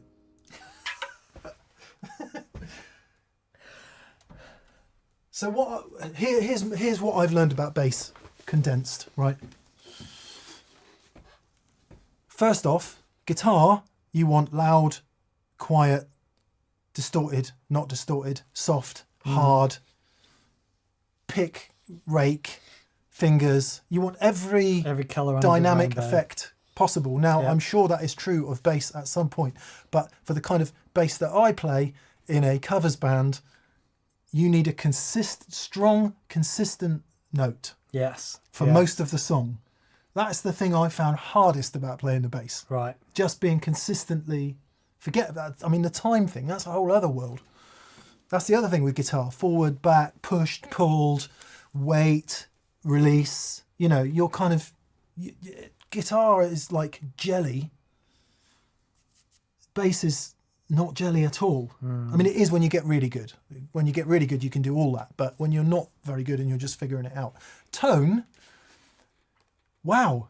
always much louder than you think you need to be. Oh, I do anyway. They kept, for the first time in my life, I'm being told to turn up the whole time. Oh, really? Because I'm really, worried about upsetting everybody, because to me it just seems really loud. Probably because I'm a bit nervous about my playing, right? So then after that, what I've noticed is a precision bass and an ampeg is the best bass sound in the world ever. As long as you have the right cab. Yeah. Cute. Cut to me and Paddy in here listening to bass cabs Yeah. and going, the ampeg, the Yeah. ampeg, the ampeg. And that, to me, that's what a bass guitar sounds like, right? Or, anyway. So then you get the kind of bass that's like thud, thud, thud, boom, boom, boom, boom, boom. No huge edge of the string noise. Can I ask, what's the difference between that bass and the one that we already had? This one's kind of custom shop. Okay. That's a nice one. So none of that, yeah. right? In some bass, like if you're playing like a,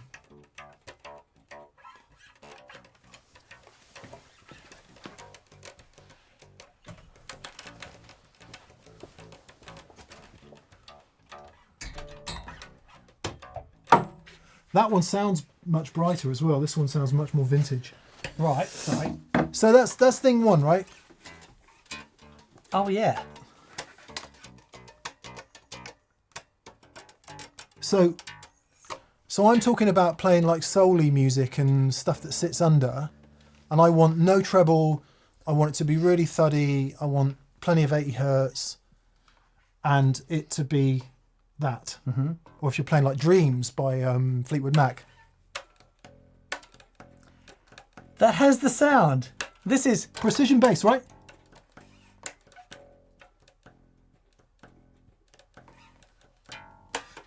Right, now what does that sound like to you? Sounds like a clanking bell. Sounds like Blink 182. Oh, yeah. Sounds like Offspring. So, Steve Harris galloping to the point. That's end whistle. One of the so I've got 4 pedals on my board. One is an EQ pedal because I have an EQ preset that accentuates that Right. when you're playing rock Oh, that you need to have the clanking bass bell. with a bit of overdrive, pedal number 2. Right. So if you're playing,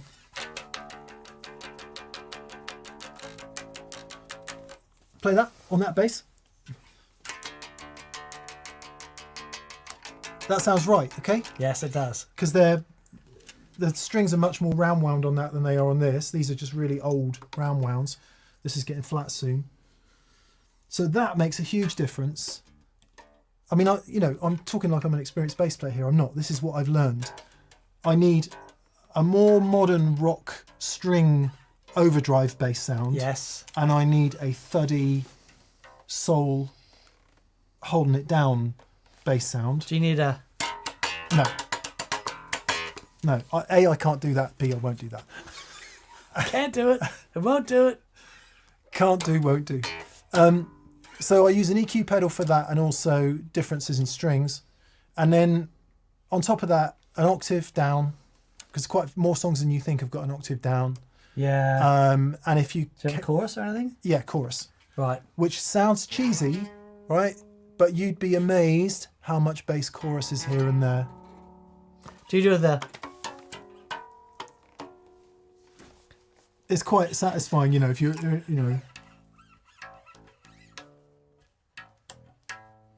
somewhere with chorus, yeah, exactly. Yeah. Or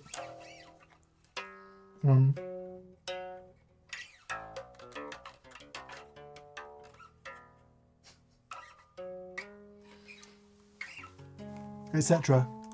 And then you start playing. You know this?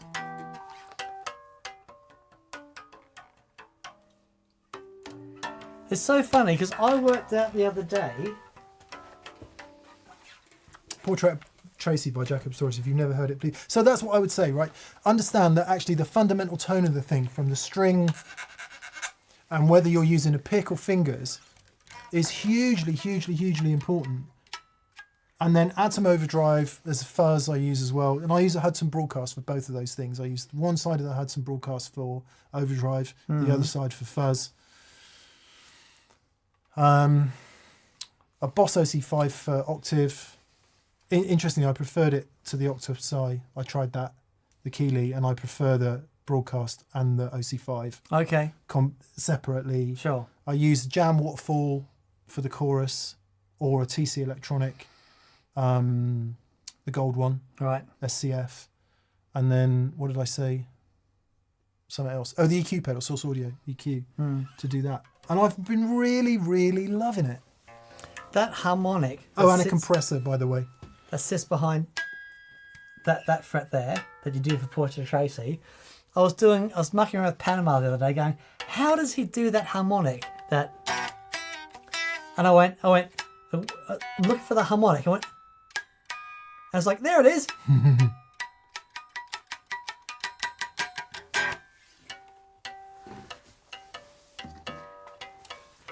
But that's a harmonic that guitar players don't normally go to. It's so good. Very nice. Yeah. Anyway. You so got bass chops. There you go. That's what I've learned about bass. And then playing the thing is, oh man, it's hard. I say this to all bass players. Yeah. Well, all good bass players. The rubbish ones you can bugger off, but all the good ones. It's such a... I am stoked Dan says Jacko covers incoming. There you go. Yeah. Look, if you're going to play the bass, you have to have a Jacko phase. Definitely. And then it's usually a short phase, because then you realise how impossible it is. Are there any effects that are verboten? Delay's hard work, but I'm sure you could. What's the there's a great Floyd song where you've got Guy Pratt going ba-da, ba-da, ba-da, ba-da, and it sets the whole groove with the bass delay. Oh, I know. It is yeah. wicked. And David G comes in on the slide and the lap steel. It's really great. What? So post Roger Floyd? Yes. Oh, right. Yeah. It's very cool. Someone will know. Hello, baby. How's your leg? She allowed to jump up? We shall. She shouldn't really No, jump up, should okay. you, Rose? She's got a bit of a bad leg, but she's Alan. Yeah. Spaniel's going to jump. Got to accept some things, haven't we? Got to accept it, Rosie. 2 washes a day at the moment, isn't it, baby dog? 2 washes a day. Yeah. So we're trying to discourage Rosie from jumping up because she's a bit lame on, or she was a bit lame on one of her legs. So we're trying to keep it simple. I know. Oh, she's so Off you get, gorgeous. Rose. Good girl. Good girl. Bloody Spaniel. She's the best. One of these days, Chris is saying. Scott from Baltimore, one of these days. Does that sound right for that track? Yes. Jimbo Diddley says. Stephen Parker says. That was Roger era, and there's 2 bass tracks on one of these days. One is Roger and one is David. Oh wow, there you go. So it's the live version that has a young Guy Pratt doing his thing. Yeah, very cool. I just remember it on MTV or was it Rage? It was Rage, watching Rage in Australia, and hearing that butt up, and the crowd goes wild. And yeah, it's really great. Flanger on bass is awesome, says K Cole 4001. I'm assuming you're 4001 because you're Rickenbacker. Maybe I can't see what you're. Is that a 4001 Ricky in your? I would like a Ricky. Oh yeah, that's a sound. That is a rock bass. man. That Ricky sound. Yeah, Chris Squire. Early Geddy Lee.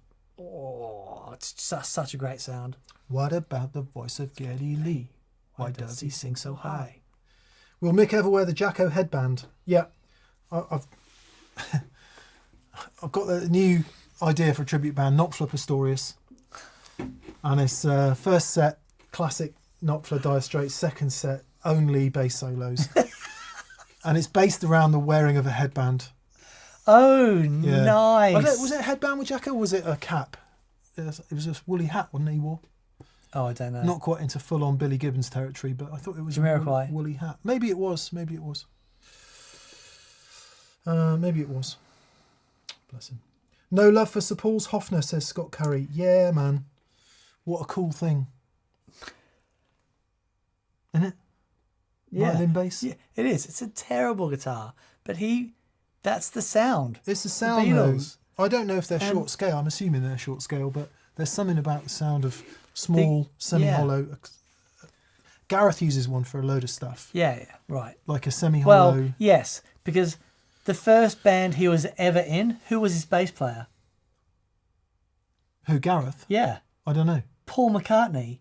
There's a picture of him in his first band he's ever joined. Paul McCartney joined him to play bass.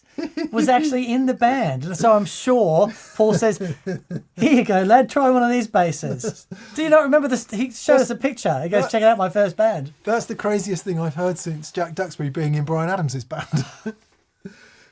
Sorry, we're massively name dropping here. Let's move right along. Such is the twisty, turny life. Tribute to Weather Report, weather app update, says Chris Turner. Oh, that's funny. David Evans says, if a P bass and an Ampeg are a must, what do you use with a Rick bass? Yeah, I haven't got that far yet, but obviously a Marshall, isn't it? Yeah. Marshall, massive Marshall stack, 100 watt super bass. You like to gamble. Yeah. Jacko did headband that transitioned to a Middle Eastern head covering. Oh, yes, and then that's a knitted right. skull cap. Oh, right. It's all an arc, isn't it?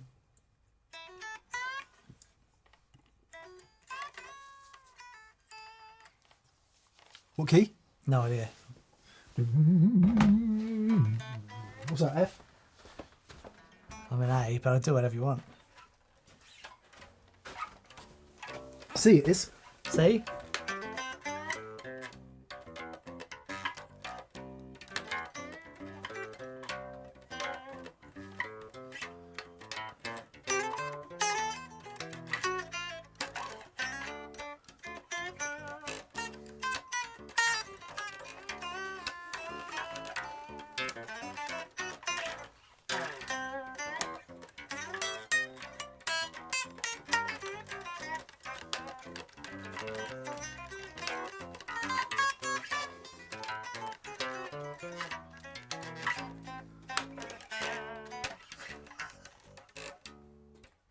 Yeah.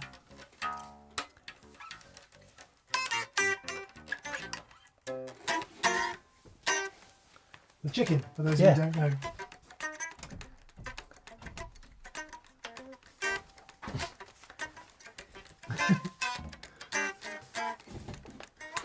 Imagine trying to play all that without any frets. And this, Man. And he was just, his intonation was so good. And if it was ever not good, it was intentional. Just, man, so wonderful. Nick's guitar thing says, bummed to hear about Rosie's injury. Hope she's mending. Yeah, she's fine. It's a bit of stiffness, we think. So, you know, spaniels into everything all the time. So, yeah.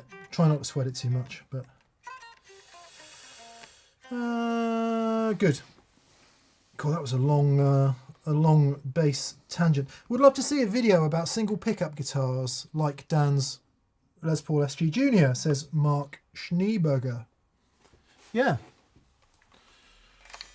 We've got a few single pickup guitars. We do. They're around. I mean, I guess for it to make any sense, you'd need an equivalent dual pickup guitar. But Yeah. It's difficult because I had the custom, whatever these were called, the special. special with two pickups, yeah. Yeah, the special. And it was just a dog. And I played this and I'm like, this is it. Probably the best guitar I have. It is an astonishing guitar. Yeah. Probably the loudest guitar in the studio without any question. Yeah. Frankie Holt says we need Phil X in. Yes, we do. There we go. We'll do a show on single pickup guitars and we'll look at Phil X's PXO Overdrive from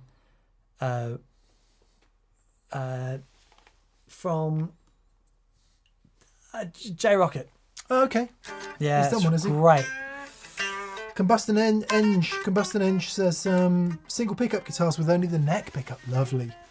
Coda Music of Stevenage have an absolutely spectacular 175 in at the moment Right. with just the neck humbucker. Really? Oh, it's lovely.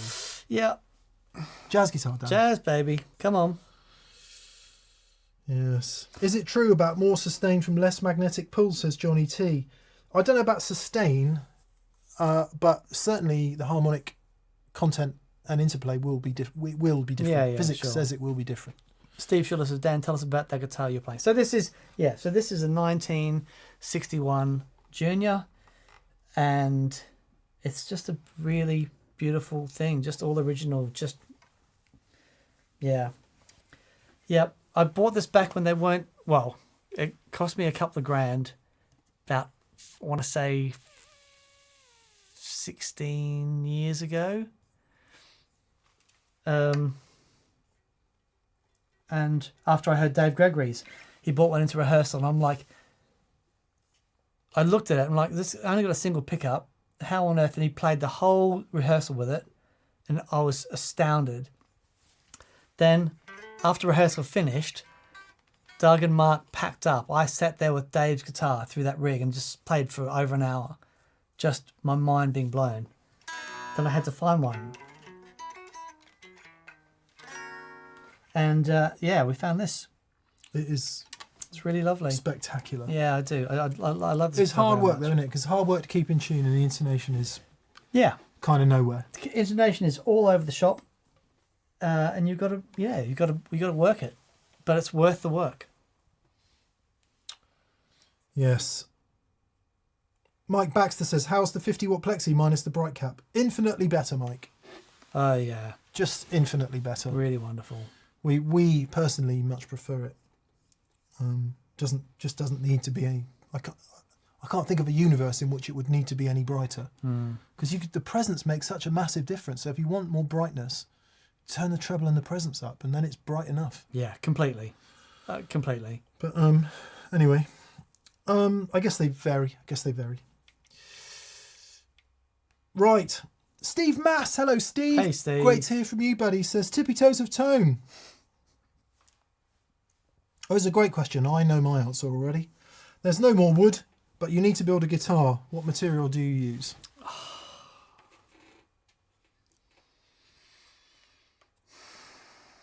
I'm going to build a Trussart Rusty Holy Steelcaster. Oh, nice. Although they do have wooden necks, so it'll have to be a...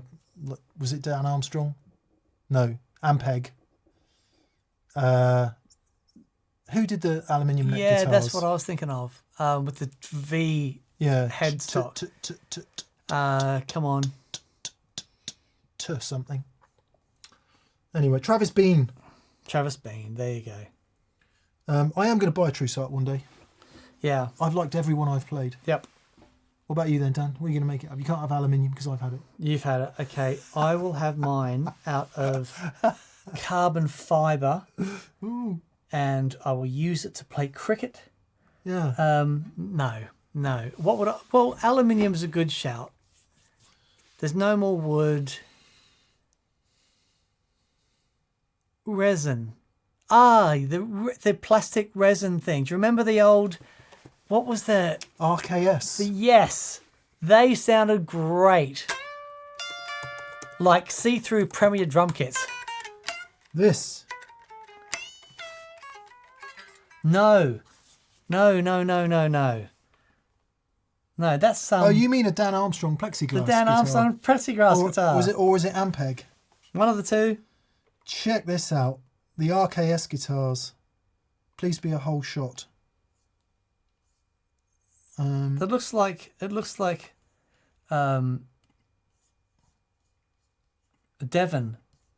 guitar. Images. Come on. All There over. it is. Look at that. Oh my goodness.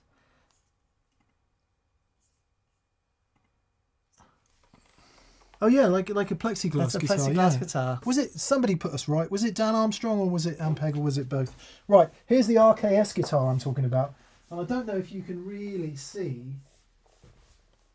I mean, it looks for all intents and purposes like any other guitar, but these sections here are actually hollowed out.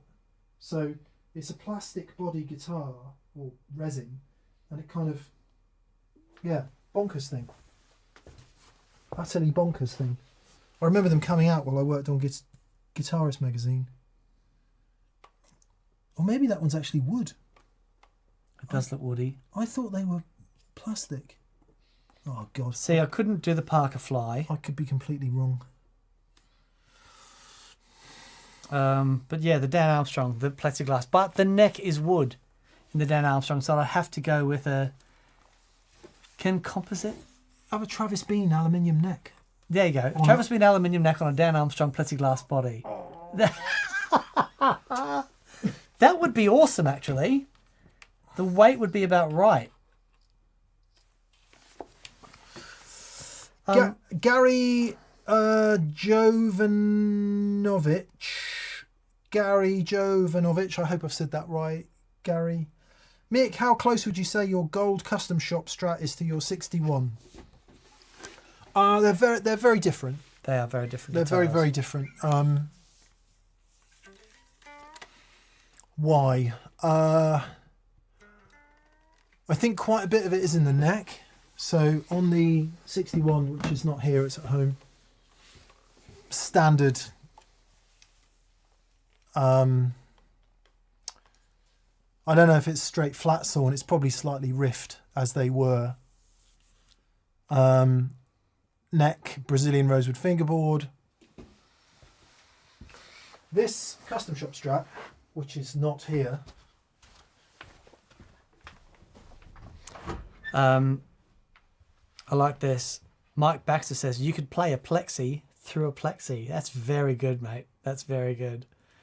A guy from the Stones used to play one. Yeah.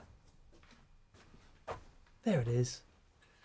This custom shop Strat has a pretty much perfectly quarter sawn neck, which means the grain goes that way, right, vertically. Mm-hmm. Whereas in a straight riff sawn one, the grain goes that way, which is how most of them were. And then you get, a flat sawn one goes that way, and then what they call riff sawn, which is neither there nor there. But this one's pretty much perfectly quarter sawn, and what it does, it makes it stiffer. Yeah.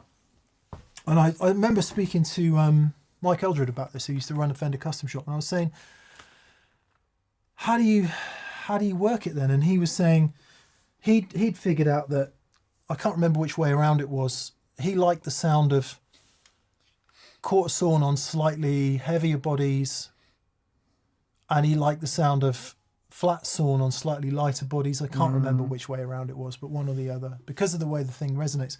Also, oh God, thickness of the headstock varies quite significantly on Strats. This one's quite thick headstock, whereas the 61 is significantly thinner than that. And if you look at the 70, it's even thicker again. Yeah, my 65 is quite thick. The telly is quite thick. Yeah, right. Wow. So That's massive. See if I can show you this, but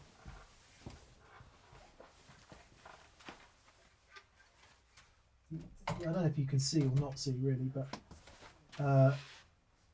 the 70, which is, you can see, one is clearly thicker than the other. You can see, and the 61's even thinner. And So- this is the 52, and this is the 65, and you can see again.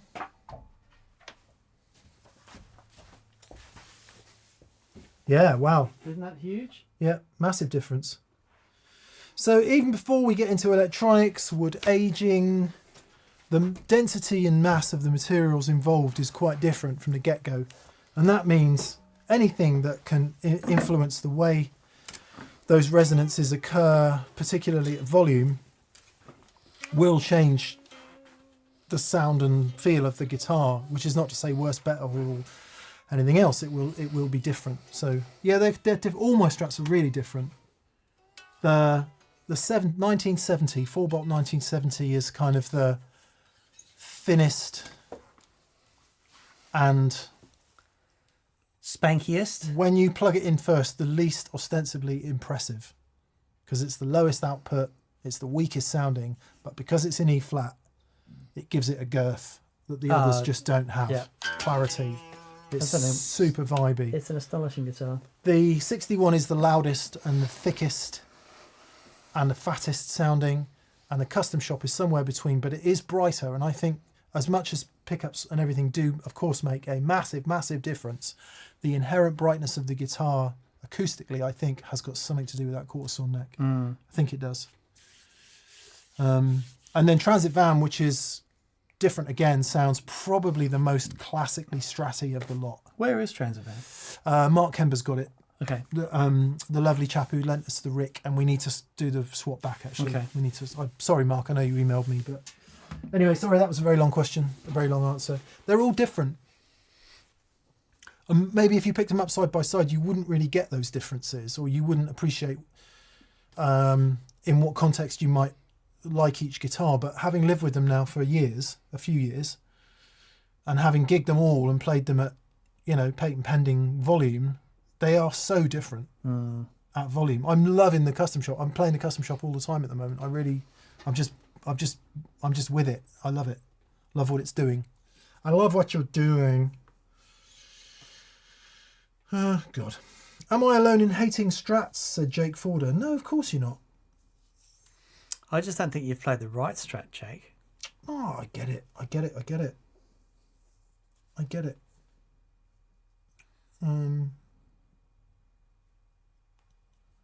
Yeah. Anyway, blah, blah, blah. Thanks, Steve, for the material question. Anthony Calderisi. Anthony,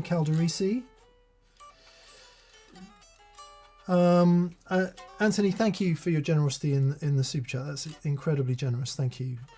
He says, hey mates, thoughts on a UK Vox AC15 TBX from the mid-90s? I absolutely adore mine. Running various vintage Gibson and Fenders through my custom Ibanez 9 Series pedals. Compressor, I guess that means CP, TS, SD, AD, CS stereo out to the Vox, and 64 Deluxe NR, no reverb, and 66 reverb tank. I think that's that, isn't it? The G615, 6G15. Glorious. So what do we think of those mid-90s, I guess, non-master volume AC15s, weren't they? So there's something special about a 15 watt 2 EL84 power stage amplifier. Even so, there's been a couple of amps, the Mesa Boogie Nighthawk, or the something Night, the Night Train. The Night Train. That was Vox, actually. Sorry, the Night Train. I know the boogie you mean. What's yeah. it called? I know the boogie you mean. Yep. And then actually, it was called something Train, to be fair. And then there's the Laney VC15. That AC15 architecture is just so cool. No one does it better than Vox, but there are some really wonderful amps that have that. So it's a big yes from me. The AC15 that we have here is just the cheapest one that you can get off the shelf. It's fantastic. Great reverb in it. Yeah, I really, really dig it. I'm trying to work out if they were master volume or not. You'll have to let us know if they were master volume. Because the AC30s of the period weren't master volume, if I'm remembering correctly. Now, I think our dear friend Martin Kidd consulted on those. Okay. And they were built elsewhere. There you go. Maybe some of them were built at a big guitar company dealing with them. Oh, okay. I think. Some of them were. Right. Don't know about all of them, but Magician Land. Madagascar. yeah, I can remember getting one of the 30s and trying to take it to some wedding gigs and not having much fun. Right. But too loud. Yeah. Because it didn't sound much. It didn't sound good with the master, you know. Yeah, down at 3. It needed to be up there. And I was the volume control, should I say? And I wasn't wise in the ways of how to. Yeah. Anyway. Yeah. Cool things. Would be good to see one again. Would be good to. I think those amps of that period are good value too. They're great. And I know the 30s were quite notorious for not being exceptionally reliable. Right. They got really hot. Yeah. But I don't know about the 15s. I don't know. Sounds cool though with the actual 64 non-reverb deluxe. That is what a cool amp. Yeah. Crazy cool amp. And it'll be a bit gainier than the normal deluxe because you don't have to the loss and regain for the reverb. Yeah, I bet that's amazing actually. I'd love to hear that against a deluxe. I guess a reverb one. Yeah. But no, I'd love to hear that against a Tweed deluxe. Like a 5e3. Yeah, just to see what's That'd be a good show actually. Yeah. Well, of course we've leapfrogged all the brown amps there. Because it's an interesting transition, isn't it? From Tweed Deluxe through the brown ones. But I think into the early black panel ones. But they're the deluxe we know. The Tweed Deluxe and the Deluxe Reverb. Yeah, I guess the brown ones weren't around long enough to kind of establish. I think that's a great show, actually. Yeah. All right. Nice. Johnny Pocket. Thanks for the question, Anthony, and for your generosity. Yeah, thanks, mate. Johnny Pocket. Leg ends. Do you have any advice on transporting a Strat in a hard case with the trem arm still attached? Any recommendations on cases that allow this? Depends what kind of Strat it is. If you look at this Strat, the way the old 6-screw vintage thing is designed is so that when it's like that, the arms points down. Yeah. When it's like that, it points up. So stick it backwards. So what I do, I never use cases, I always use gig bags. Even on the old 61, it goes down like that, it goes in the gig bag. Now, because that's a bit long, that does stick into the edge of the gig bag a bit. Right. But if it was a hard case, there wouldn't be anything there, it would be fine. So you could put that in a Hiscox case or one of those Fender wooden cases, no problem. Just put it down like that, and I'll do that with my 61. Never take the arm out when it's down there. Now, if it's a 2-point trem, sits higher off the body and it will sit flatter. So you might want to take it out. I think a lot of the modern ones are push fit anyway, aren't they? So you just pull it out. But on a vintage one, put it down there, in the case, in the bag, no sweat. Very nice. Wow. Todd Roy says, thank you, Dan and Mick. Any clue to what Friday's video will be? Yes, it's Corey Wong. Corey Wong came in for a chat. It was delightful. Whacked us up the yin yang. Yep. Didn't he? That's it. That's all I can do. I can go. Yeah, he was great. He was so great. Yeah, an interesting insight because he uses the whole fractal thing. Yeah, the modeler stuff. So we had all of that. And just his insight into his career and the guy's work ethic and commitment. That's how you make it. That's how you do it. He tours, right, with an 11-piece band and 8 crew. Yep. Who the hell does that? Yeah. Really amazing. Yeah, and let's not forget, he is a non-singing, predominantly rhythm guitarist. That's right. Playing mainly instrumental music, selling out arenas. Yeah. It's quite the phenomenon. Yeah, it really is. So, It puts on a great show. The band is incredible. And it's like, spend a bit of time with the guy. It's like, oh, okay. You are a workaholic, but with such a clear vision of what you want to do. It's really inspiring, actually, spending some time with him. It was really great. Yeah. So that's what it will be, Corey Wong.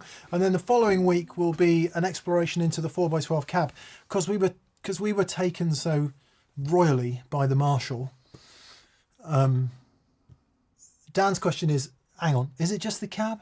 So we plug a Princeton. No, not the Princeton. We plug an AC15. We did plug the Princeton. Oh yeah, didn't we did plug the Princeton. Yeah. Princeton AC15 into it, and then more interestingly, perhaps a JCM45 combo, Bluesbreaker combo into it to see 212 or 412, and we just kind of have at it with the 412 to see, is it just the cab? Yeah. That was, and it's a fascinating show. Well, It was fascinating. we'll see how much of it transfers to YouTube audio. Yeah, Daniel. that's okay. Yeah. Paul Matulovic. Hey, Paul. He says, evening, lads. Evening, mate. Evening. What would you each say is the artist whose rig most resembles your own, but that you don't care for necessarily? Who do you hate, Dan? Who do I hate? To tie into Let the me get my last list out. Hang on. episode, Jerry Garcia uses a Distortion Plus, and you enjoy many of the same things, but aren't fans. Yes. So we need to be thinking of somebody, Dan, that uses a Vox and a Telly, or a Vox-derived amp and a Telly, maybe with a bit of modulation and delay. That's you, isn't it? That's who you are. Yeah. And who does that, who you're not really into? And for me, it would be a Strat, a Fender-derived amplifier, maybe a bit of fuzz, who I'm not really into. Oh, that's tricky. Phew. I don't know. So when I first heard Joe Strummer with his Telly and his Vox, Oh, interesting. Yeah. when you hear it in context for the band, it's everything. It's so great. When you hear it on its own, it's like, I didn't really understand it. But then the aggression was so Joe. But I love that sound. As I got to understand it better, and it's like, okay, that's what a Vox can do. It's hard to divorce the sound from the music as well, It's isn't it? so hard Because because I love the music as well. There are artists in that blues, Strat, Fender amp, Tube Screamer world whose guitar sounds I adore, Yeah. but whose the music is not for me, you know? Just because I've heard enough of that music, and there are exponents of it who I think are the top of the tree, and for me personally, and those who, and I'm not going to name anybody for obvious reasons, but I can't think of anyone with that particular Telly Vox bit of modulation thing that I don't really dig. if I was to list my least favourite bands of all time ever, none of them play Strats into Fender type amps Yeah, right. with Okay. the kind of gear I like. Sure. And that's not why they're not my least favourite bands, but Yeah. Very interesting question there, mate. Yeah. That's, yeah. I'm going to have to think about that one. Combustion End says, does Bruce Springsteen use a Vox? Well, last time I saw him, he was using some sort of valve state or something on stage. Some sort of little Marshall combo.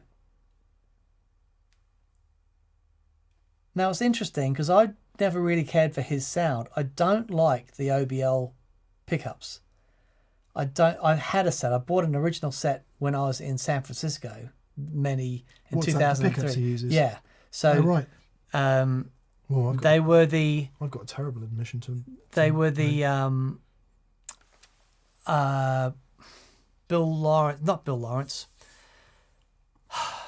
Danny Gatton, Oh, yeah. the guy that wound his pickups. God. I'll remember in a minute. I can't remember off the top of my head. And I adored Danny Gatton's playing. I thought he was incredible, but his bridge tone was Brittle. really hard. I never liked it. Yeah. That I can go that far. Astonishing guitar player, absolutely astonishing guitar player. But I did get a set of those pickups, and the blade, like dual blade. Joe pickups. Joe Barden, and in a rock context, far out, man. It was just astonishing. But yeah, for the clean chicken picking thing, I always much prefer the traditional thing. But the reason I say that is because Bruce Springsteen has the same pickups on his telly, and again, there's the same thing happening in the bridge sound, which I never really cared for. So fun, innit? All these years of really loving bits of Bruce Springsteen, particularly Nebraska.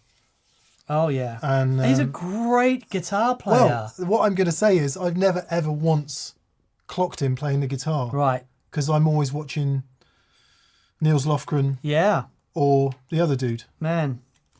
There's a video of Bruce playing with Steve Van Zandt, sorry. who's sang Oliver's Army? Elvis Costello. Elvis Costello. It's Bruce Springsteen, Elvis Costello, and someone else, and they're all having goes at solos, and they're all great. And Bruce steps up and just plays the most amazing solos, like 3 in a row. And it's like, I didn't know he could do that. But you know what they sound like? They sound like him singing. Right. He's just singing through it. Yeah, It was yeah. really cool. Yeah. Anyway. Last super chat tonight then. Oh, we've gone a bit over. Apologies. We must be excited. 40 Watt Podcast is... Oh, g'day, mate. I will just check that there aren't any more, but for now this is the last one. All right, leg ends. He says, 40 Watt Podcast, let's build the ultimate anti-pedal board. No more than 4 pedals, no board. All battery powered. What are you using? Okay. All battery powered. Distortion Plus. Seeing as it's in the memory from Friday. Right. A DD3. God, what'd you get out of that? Like an hour? Yeah, but it'd be a fun hour. Oh, man. Well, the battery, because I can't do any valve jobbiness. Fuzz face. Yes, nice. Okay, Tone Bender. Yeah. Tone Bender, Dynacomp, BF2, and a DD3. Nice. I'm going to go fuzz face.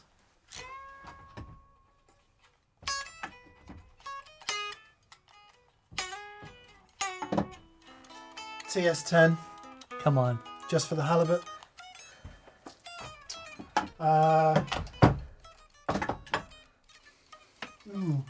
Can you run a carbon copy off the battery? MXR, You could run it probably not. externally, have a battery hanging out externally and run it. You can do that. So there's no battery clip in it. No, but you can do it externally. Some sort of analog delay. And that's it, I don't need any more. Arian Stage Tuner Nice. from 1989. Awesome. Good. There must be, actually, there must have been a delay in the 10 series, which ran off a battery. Yeah, the 8010.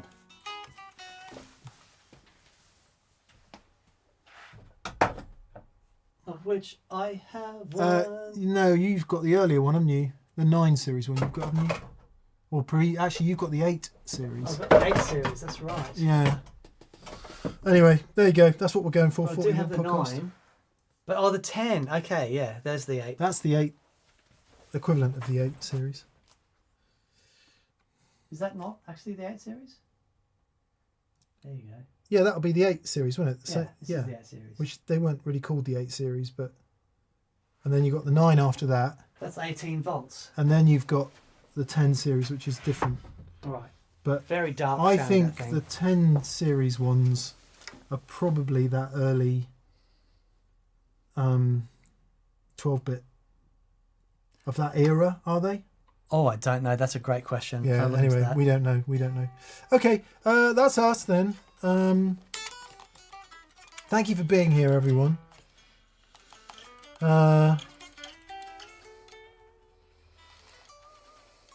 Somebody said they were waiting for the boss pedal from Boss. That would be awesome. Who said it? Sorry, I can't find it again.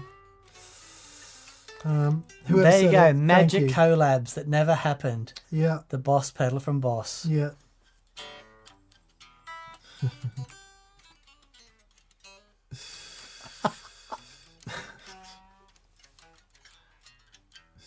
Wadey 1960 CS, 2 Rock Bloomfield with guitar, no pedals needed.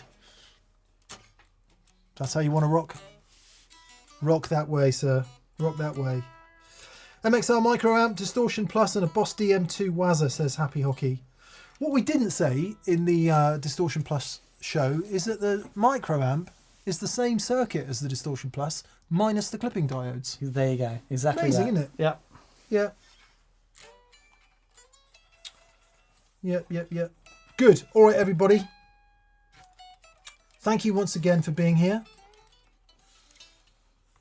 I'm going home to have my middle class burger. Very nice. Bought some Wagyu burgers. Nice. It is probably the best burger I've ever had. Wow. It's very nice. Okay. Obviously, it requires some careful cooking. Yes. Well, we have an experience day this Friday. I'm already thinking about what I'm having for lunch. And then Saturday we have the guitar show in Birmingham of Ham. Oh yeah, come to the guitar show in Solihull this Sunday and Saturday, the 1st and 2nd of March. Gig Rig will be there all weekend, so you can go and hassle Dan for information and naked pictures. Never have to hassle me for that. And that pedal show, comprising me and Dan, will be on the live stage engaging in tomfoolery on Sunday Are afternoon. you doing the Marshall for the Sunday? Yeah, I'm borrowing the 1959 modified from Marshall. Nice. Oh, you are? Yeah, Nice. so if you want to hear a 100 watt Marshall on a 412 with tomfoolery, come and see that. Brilliant. No 2 Rock this weekend, just Marshalls. Loud. Yeah. Grayson Shishler says Wagyu burgers are what I'm about to make. Enjoy, Mick. Nice. Good. Yeah, well, so if anyone's at the show, please come say hello. Be great to see you. Appreciate you may not fly from somewhere abroad to do that. But those of you in the UK, handy to the middle of England-ish. And anyone that's coming to the experience day on Friday, we'll see you there. Get ready for an experience.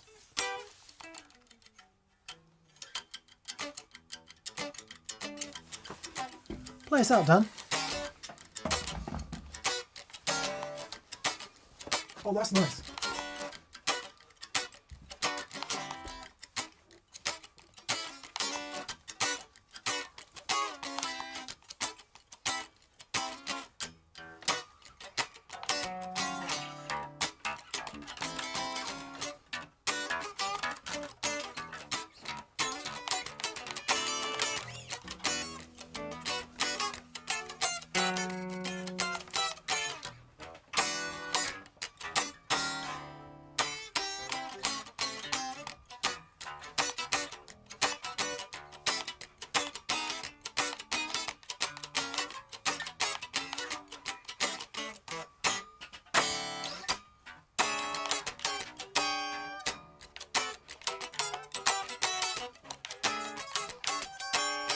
Peso!